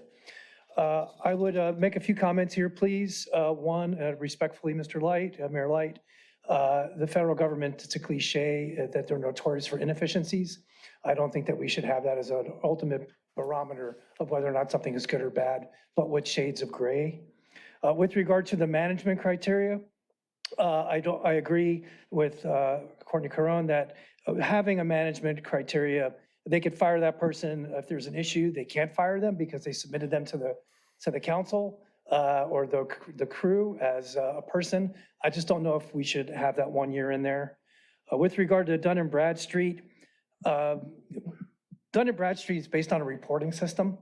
So vendors to different companies report to them, late pay, slow pay, no pay. And it can be rather pecuniary when someone's unhappy with a particular business. It's like Yelp for professional knuckleheads. So it's not the best barometer always. Dun & Bradstreet, I've seen lots of Dun & Bradstreet ratings that were in error or in need of work. So I would encourage you not to adopt that particular thing. I feel like some of the criteria here are de facto bans, for lack of a better way of putting it, against new ventures. So maybe look at a different way. It was brought up here earlier. I won't get into it too deeply. I think Mr. Peck hit it very well. New operators, different entities. We don't want someone who is a person with great experience and resources to be de facto banned because they don't have all of these other statements that are available. With regard to payment management, thank you. I think that not having cash submitted to the city is very important. Discussed this with Director House quite a bit. Maybe a little bit better definition of the payment type so that we're not allowing for cryptocurrencies or other currencies that are perhaps not mainstream currencies. Otherwise, with cash and with other currencies, you're cost shifting those responsibilities for security, for counting, for other types of labor within the city onto us and away from the operators. So very important, I think, having that payment method so that there's not a security and cost transfer to us. Some of the dispensaries now I understand are allowed to offer food. I think this is a recent development. So I don't know if that's something that we want to address as part of the plans that were introduced as far as circulation plans and the displays that you all were talking about. With regard to the traffic analysis and the landscaping, I think you addressed those pretty well. Operationally, FDIC banks are barred from loaning funds. So where they're getting their money from may not be similar to what we're experienced in seeing come from operators. How much? What do we need? 2 minutes, minute, 1 minute. 60 minutes, 30 seconds. Thank you, Councilman. 1 minute. So for the loans and for the capital and things like that, please take that in consideration. There are regional banks that provide funds. You might see, as Mr. Dodd mentioned, hard money coming in, or you have lenders that are coming in that you're not accustomed to as far as providing resources. And that's going to impact the bottom line. So operationally, if you're spending 20, 30% for your money that you're presenting to the city, it's very different than you've got a line or an equity line of credit from an FDIC bank at current market rates +2 or Fed +2. So consider that when you're looking at where the money's coming from and how you may score that. I don't know, I think it's something worth discussing. Track and trace, Councilmember Barrett brought it up with regard to full visibility. Director House has contacted Metric, gotten accounts set up, gotten some of us enrolled so that we'll be able to see seed to sale and have that transparency about where everything is coming from and where it's gone. So we will have some of that full transparency in response to that question. Thank you very much for the extension. Thank you. Any other member of the audience wish to address the council at this time? Okay. I'll agree with you, Councilmember Nierenheim, to get rid of Dun & Bradstreet. Yeah, I'm in agreement too. Oh. Okay, so we'll make him that motion. then. I was abstain. I'm ready to get rid of it, so that's fine. Okay. Okay. Anyone else wish to address the council at this time? Online. Okay. Anyone online? We have 2 hands raised on Zoom. The first one, Devin Julian, you can go ahead and unmute yourself and begin.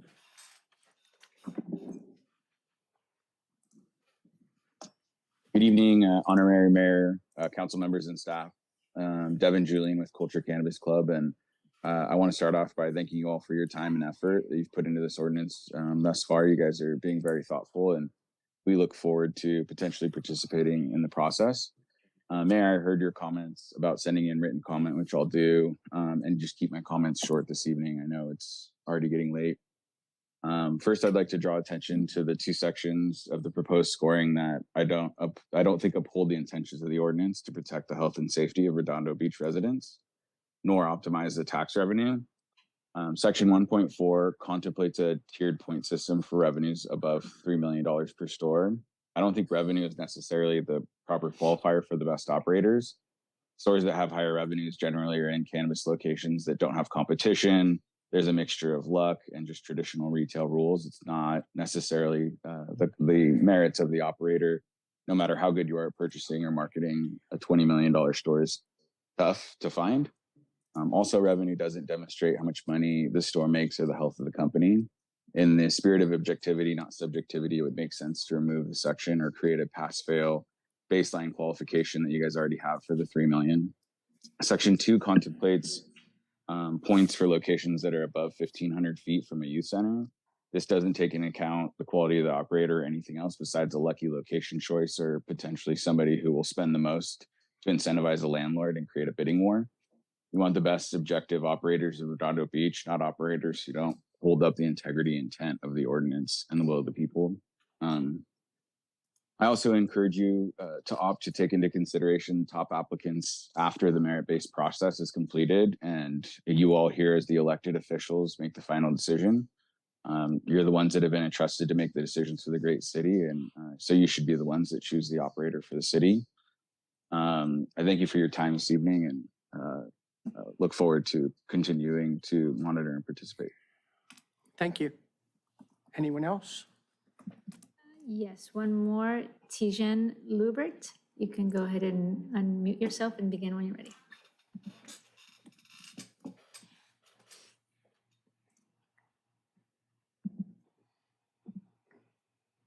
Hi there.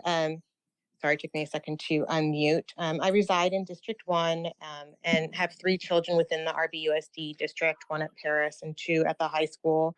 I was also a former PTA president for 2 years and highly involved in PTA in our community. And I just strongly oppose having storefront cannabis dispensaries and be the only city in the South Bay that doesn't value and prioritize our youth over potential tax revenues. There are other ways that we can get revenues. And if you want to stay the cannabis route, I don't understand why we're not looking deeper into delivery only models. And you just take away that normalization. I don't want my daughters driving by or riding their bike by a dispensary. And you're talking about how are we going to keep them safe? Why do we even need to talk about that? Like, I didn't move here and live here by the beach, by an excellent school district to have to worry about, oh, I hope they have proper security in front of this one store that happens to be next to a bike store that my kids love, because I don't want them to get in trouble with someone who's going in the store or trying to rob the store or the truck. And it's just insane that we are having that concern in our community when there's another way to do this. There's another way to deliver it to adults in a manner that tracks the cannabis. So if there's a recall, they can track it back to the consumer, and in a way that's safe and still provides that opportunity for adults, but doesn't normalize it for our children. And I'm just really concerned that we're allowing 2 businesses that could very likely discourage families from wanting to live in Redondo when they can go to Manhattan Beach, El Segundo, Hermosa, or PV and not expose their children to cannabis. And there's a reason why those cities chose not to do it. And I'm just at a loss at why we are considering this, and the broader community just simply doesn't know how far along this is. And they will, because PTAs are talking about it. And with the exception of the one PTA president who apparently is in support of it because she's an owner, the other PTAs are not. And the council PTA is strongly opposed to it. So I just please pause, think about what you're doing, and please deeper consider a delivery only method. Thank you. Thank you. Anyone else? There are no more hands raised, but there are 17 e-comments opposing this item. Okay, thank you. Okay, can I get a motion to continue this to a future meeting? Well, let's talk about that. So I'd like to get all these comments from, as the mayor suggested, and I'd like that come from the operators, right? We talked about next week, have one of these items come back.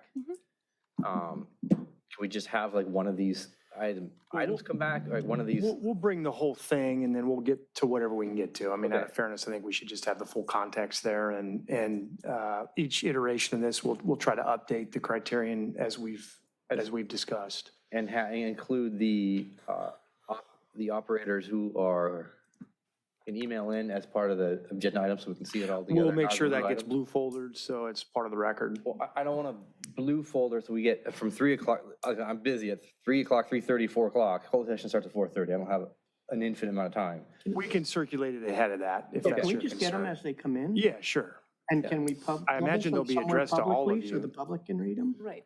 Our email addresses are public. Yeah, imagine they'll address them to all No, of but if it you. only goes to one person, just City make sure we clerk. all get it. We'll circulate them as we receive them. And can we publish them somewhere online for others to read? We can attach whatever we receive in the record as part of the staff report. I mean, we don't typically create depositories Well, for other than the. email records. What I want to prevent is, blue folder items get published and to the public pretty late. And it helps to let people read ahead. And this is an item that's been controversial. We're kicking the can down the road yet again.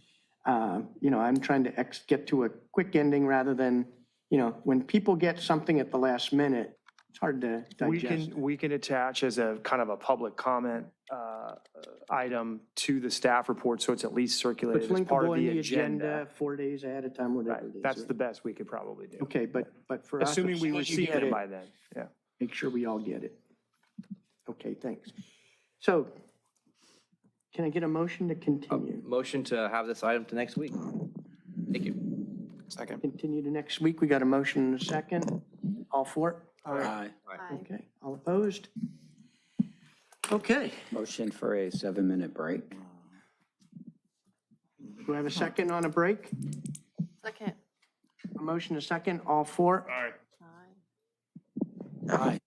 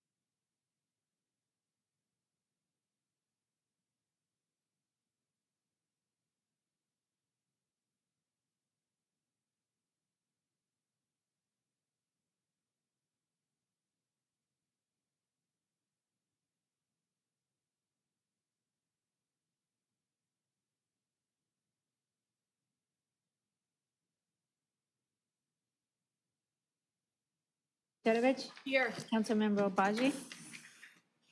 Here. Councilmember Barron? Here. Mayor Light? Here.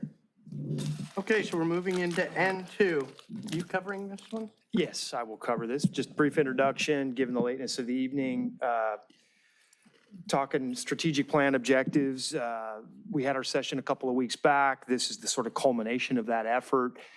Putting the document together, it always astounds me how many objectives we did ultimately list.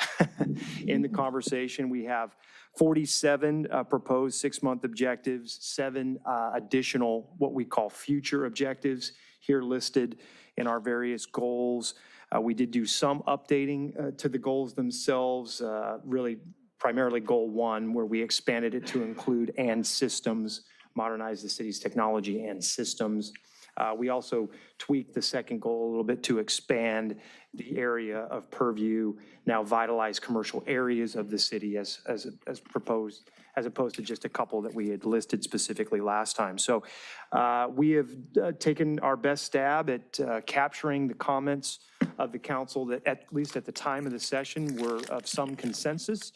Now is the opportunity for the council to more formally consider these objectives, make any tweaks that you'd like to direct, any additions or deletions.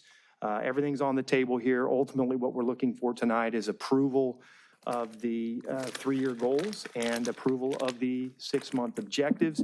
As we discussed at the session, we have tentatively scheduled the objective window to be now through April, where we would then look to schedule our next strategic planning session to update the plan and move forward from that point.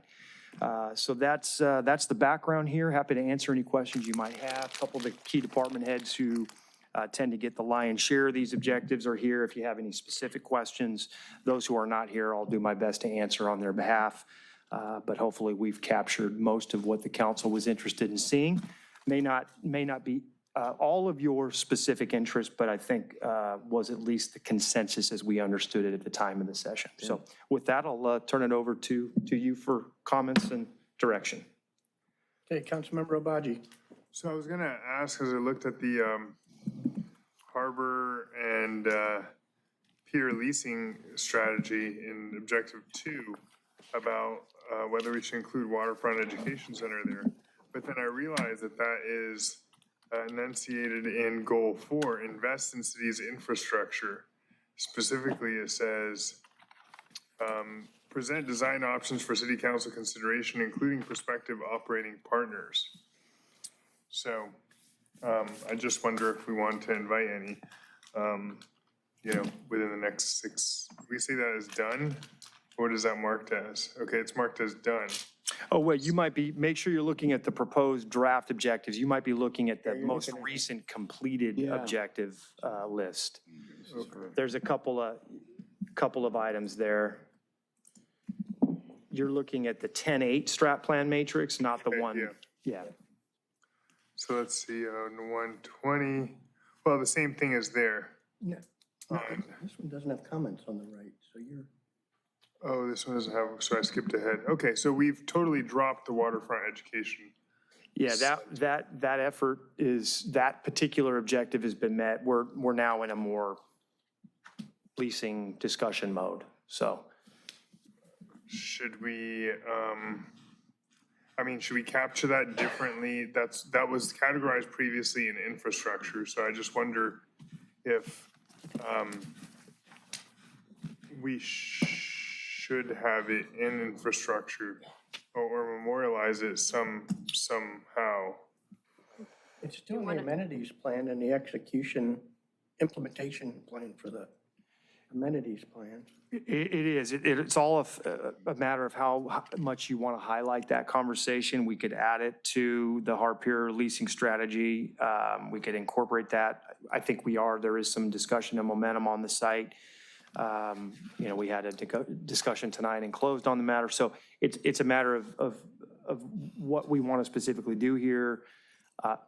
We can add it conceptually, but I'm not sure we know yet exactly how we want to proceed with that strategy-wise. And well, given that this strategic plan's for 6 months until April, Do you want So to? might we have a discussion between now and 6 months, or maybe in 7 months, what the vision is of the council for waterfront education in the city of Redondo, whether we want to pursue it as a goal or not? You certainly could. I mean, if that's an objective that's of enough priority, we can structure that into the plan, or we can let that play out through the process that we're. Well, shouldn't we update the amenities plan then, since that's specifically called out and has implementation items against it? So I would say we will have a few new people up here come April. So having an immediate discussion about that might be a little bit jolting as a policy decision, but I think it's reasonable to put it on the next round of discussion. Not that we're not Should we just talking. put it out for 12 months, maybe? Just, hey, waterfront can- education we can plan, bring it circle back. back on it? When we talk about this in April, we can say, do we want this on the list? Well, then I fear it's not going to necessarily make the list, right? We could put it on as a future item now. We could describe it as a future item that, just discussion Yeah. on. Keep it on our radar, something that we're pursuing, right? Yes, that's a great idea. All right. So are we going to alter the I think we would. amenities plan? We would write it in a way where we would reflect that, probably have a discussion on conceptual plans associated with the Waterfront Down- Education Center. Down where it says future climate resiliency plan, future waterfront education center, discussion about, say the same discussion item we had before, which is discussion about potential partners and possible, opportunities. 12 months down the line.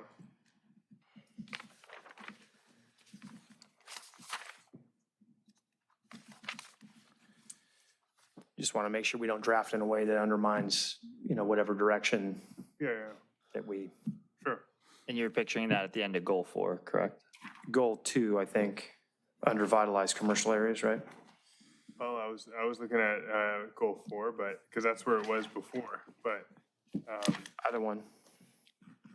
But we can do goal 4, same spot, it works too.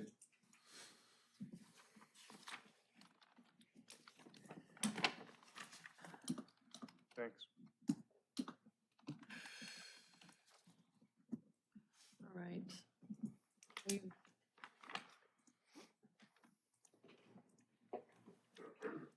You finished? Yeah. Councilmember Lowenstein. Yeah, I'm fine with these goals. I think the one that I wanted to bring up was Goal 5, maintain a high level of public safety. Item 4, recruit and hire an emergency preparedness coordinator. We've recently seen how important this is when you look up on the peninsula at PV.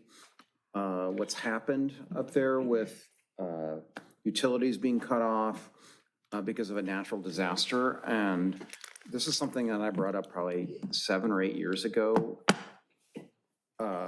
It's not just that the city needs to be prepared, it's residents need to be prepared. They need to know to stock up on food and supplies. Also, what do you do if you don't have power, generators, et cetera? I think it's something that it would be an important priority for people because you don't need it until you need it. And then you really need it.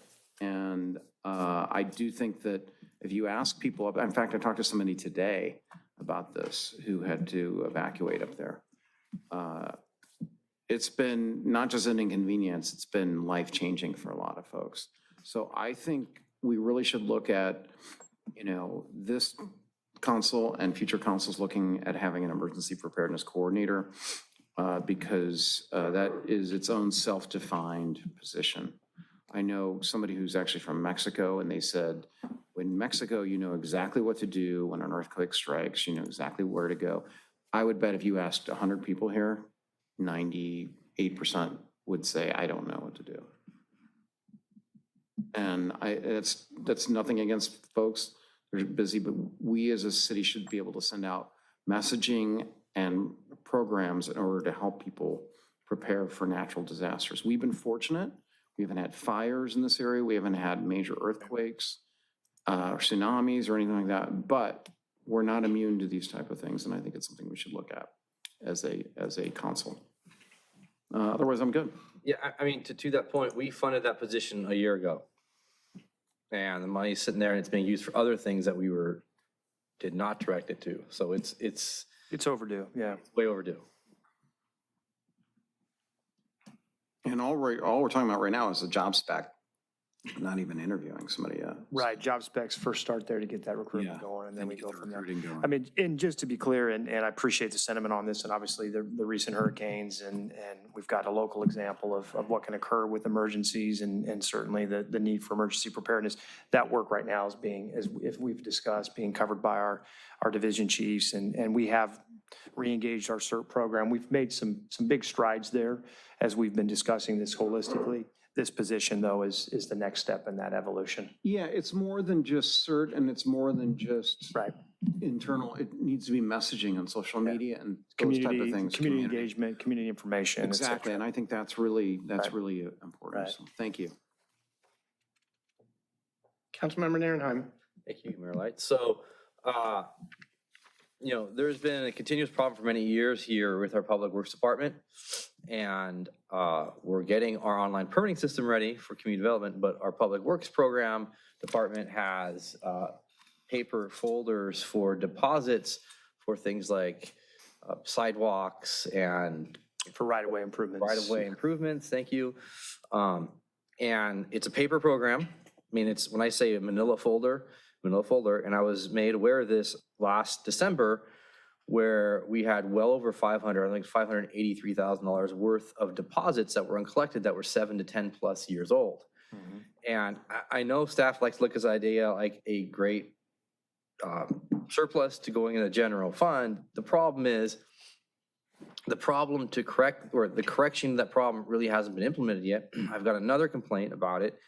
And it's taking us more time and energy and money to be this inefficient rather than having the efficiency of having a quality program. And more importantly is, some people might not want to collect it because then they have to say, oh, then I have to go have someone go out there and have the final check off. At which point in time, they don't want to do that because they know it might bring up something new. And so they don't want to go down this path. So there's a huge liability aspect to this. I want to get these things checked off in an electronic system so they know. Yeah. And this needs to go under item number 3, increased online services for Public Works. If we can get some sort of a report back, integrate that, it'll make Public Works run efficiently and more smooth. We've done it now for community development. I can take that a step further for you. Specifically, the planning and engineering portals for the online service and permitting have not been activated yet. We're in discussions with the vendor, Mark is to his credit, to bring that function online quickly. We're negotiating terms of that agreement now. Mike Cook's involved helping with that as well. And we hope to have that contract back to you here quickly. This software actually may ultimately allow us to have a one-stop portal for all 3 functions, planning, building, and engineering. Right now, we just have sort of the building function turned on. This new software might actually do a better job between the 3. So this right-of-way permitting is a deposit program that we have for final certification and checkoff. It would eventually flow through an online program like this, and we would go away from the paper file system, for lack of a better word. Is this a whole new program in addition to what we just implemented, or it will take out what we just implemented? This will, for the time being, it'll be focused on getting the planning and engineering permit functions turned on.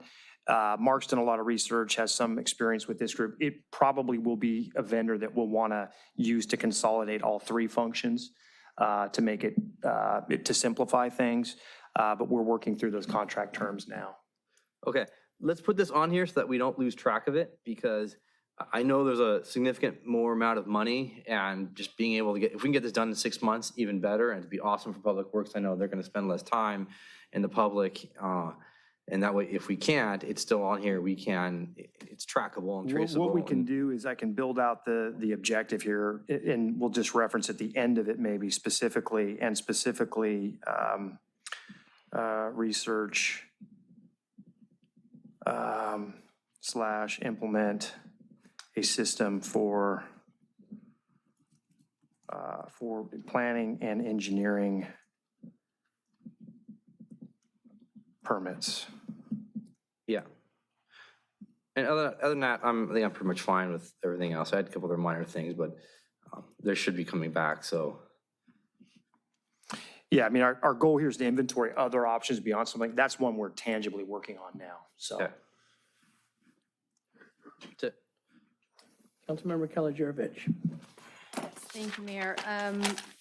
Goal number 2, I just wanted to specify when we're talking about attracting new businesses to the city, that we include for this working group at least a discussion with businesses, recent business, maybe Slice and Pint that just opened. They have a place in El Segundo. What were challenges, suggestions about how we can do things better.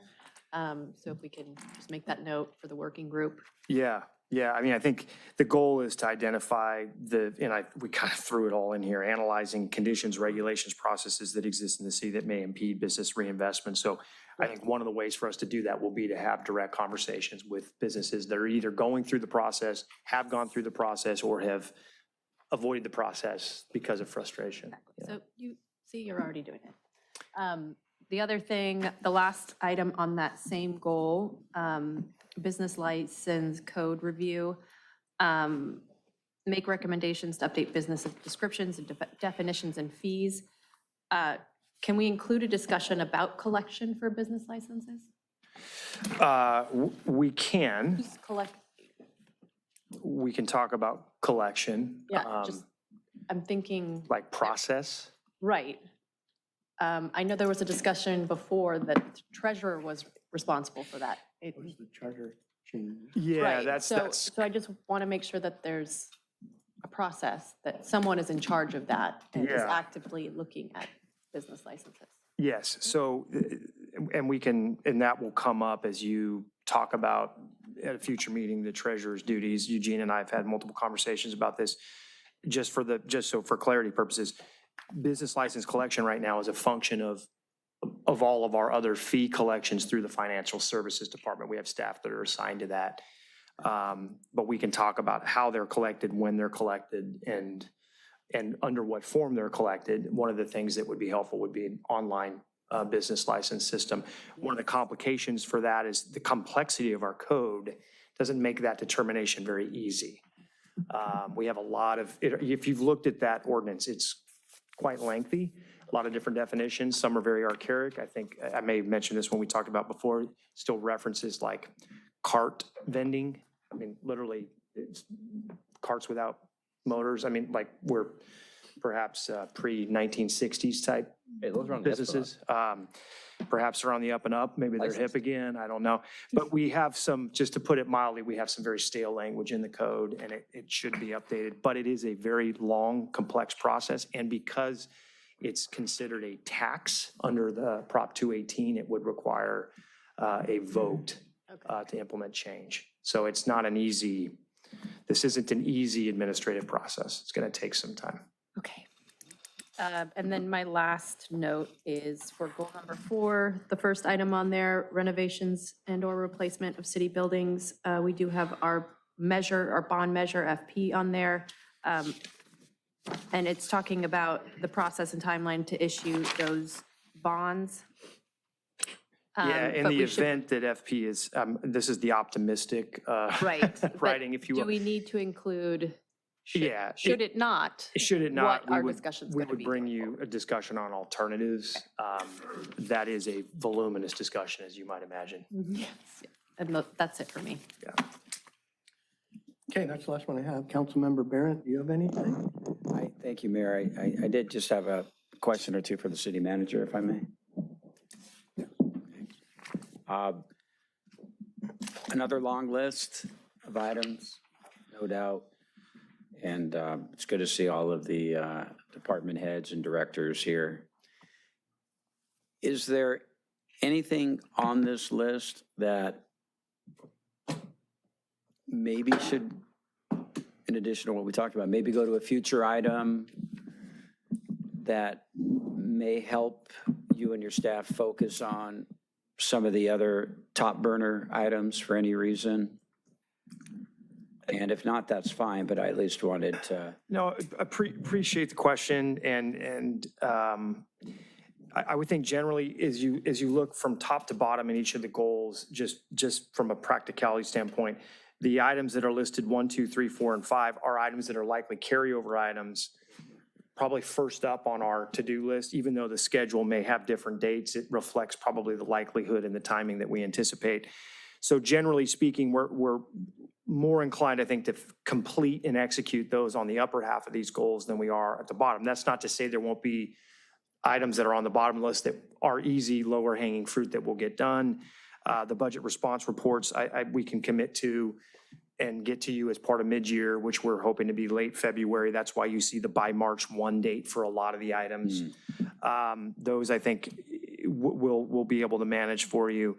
The item that's going to, just to put a little bit of a caveat on to answer your question, the item that's going to take a lot of time and energy, and it's going to take some time to work through, is really putting together that economic development working group. I think it's a very strategic item. I think it's a great idea. We're excited to do it, but it's going to take some time to get the group together. It's going to take some time to get the group kind of up to speed.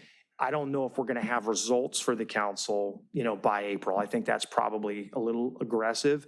I think we should be able to have it safely formed, and I think we'll be working on things in meeting. But I don't think it's realistic for us to expect full results by that time. So that's an area, and that permeates a few of the different items on the list. So I'd throw that out there. 47 items in a 6-month window is a lot. That's ambitious. There's no question. We've averaged in a 6 to 8 month window, typically anywhere from 30 to 40. Depending on how tactical they are and how meaningful they are. So I couldn't tell you exactly what we won't get to, but I can promise you there'll be a few items on this list that we won't complete by the end of the plan. It's just, as I went through it and sort of tabulated, it's a lot. It's ambitious. And I think we were all being very judicious during the process. And, you don't have you don't really have the tally until you have the tally. The tally's pretty hardy. But we're going to work our butts off and do what we can to get them all done for you. But thank you for asking the question. There will be a few, I'm sure, that will slip and need to carry over. Okay, sure thing. Thank you, Mayor. Sure. Okay, any member of the public wish to address strategic planning? Anybody online? There are no hands raised on Zoom and there are no e-comments. Okay, so what are you looking for? Motion to receive and file? Motion to approve with the directed changes and specifically the 3-year goals as revised and the updated objectives. So moved. Second. Okay, we have a motion and a second, all for it? Aye. Okay.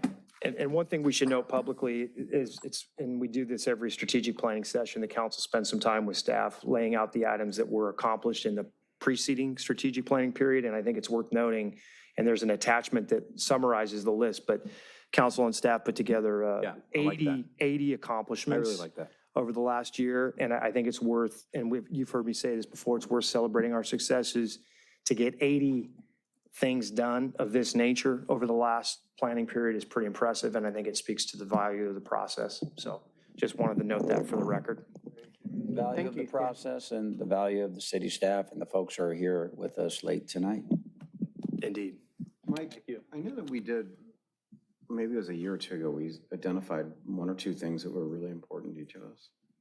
Yeah, the capital project priorities. Capital projects? Yeah.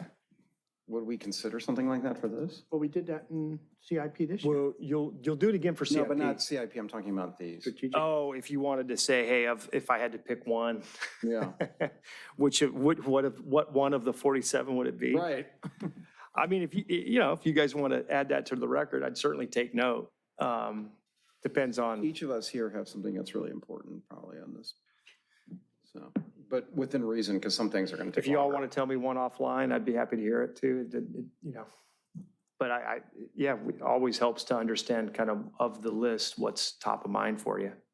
But you got to keep it to one. Yes. Okay, thank you. Okay, let's see. City manager items? Nothing this evening, Mayor. Okay. No mayor and council items, referrals to staff. Did we Council- vote, by the way, we did vote? No, we did not vote. Did we vote? Oh, no, we didn't. Mayor, you're right. No, we did. Or we voted, but then I commented. Yeah, You're right. we did vote. Yeah, it was unanimous. My comment was after the vote, so yes. Okay, referrals to staff. Councilmember Narenheim. I have none, thank you. Councilmember Lowenstein. Just one, I want to know the status of the right-of-way with the power lines and the 5 acres west Yeah, of PCH. yeah, I can, yeah, we'll give you specifics, but the general status is it's with SCE for A long time. I don't know how many months of review. The park, they just recently had a discussion, but they're still kicking it Like back. the bike path extension on Rockefeller. Both, it's, yeah. Anyway. We'll ping them and we'll find out for you. Okay, thank you. Councilmember Kalajerovich. None, thank you. Councilmember Obaji. None, thank you. Councilmember Barrett. No. And none from me. So with that, Motion to adjourn. we have a motion to adjourn. Can I get a second? All for it? Aye. Okay, thank you.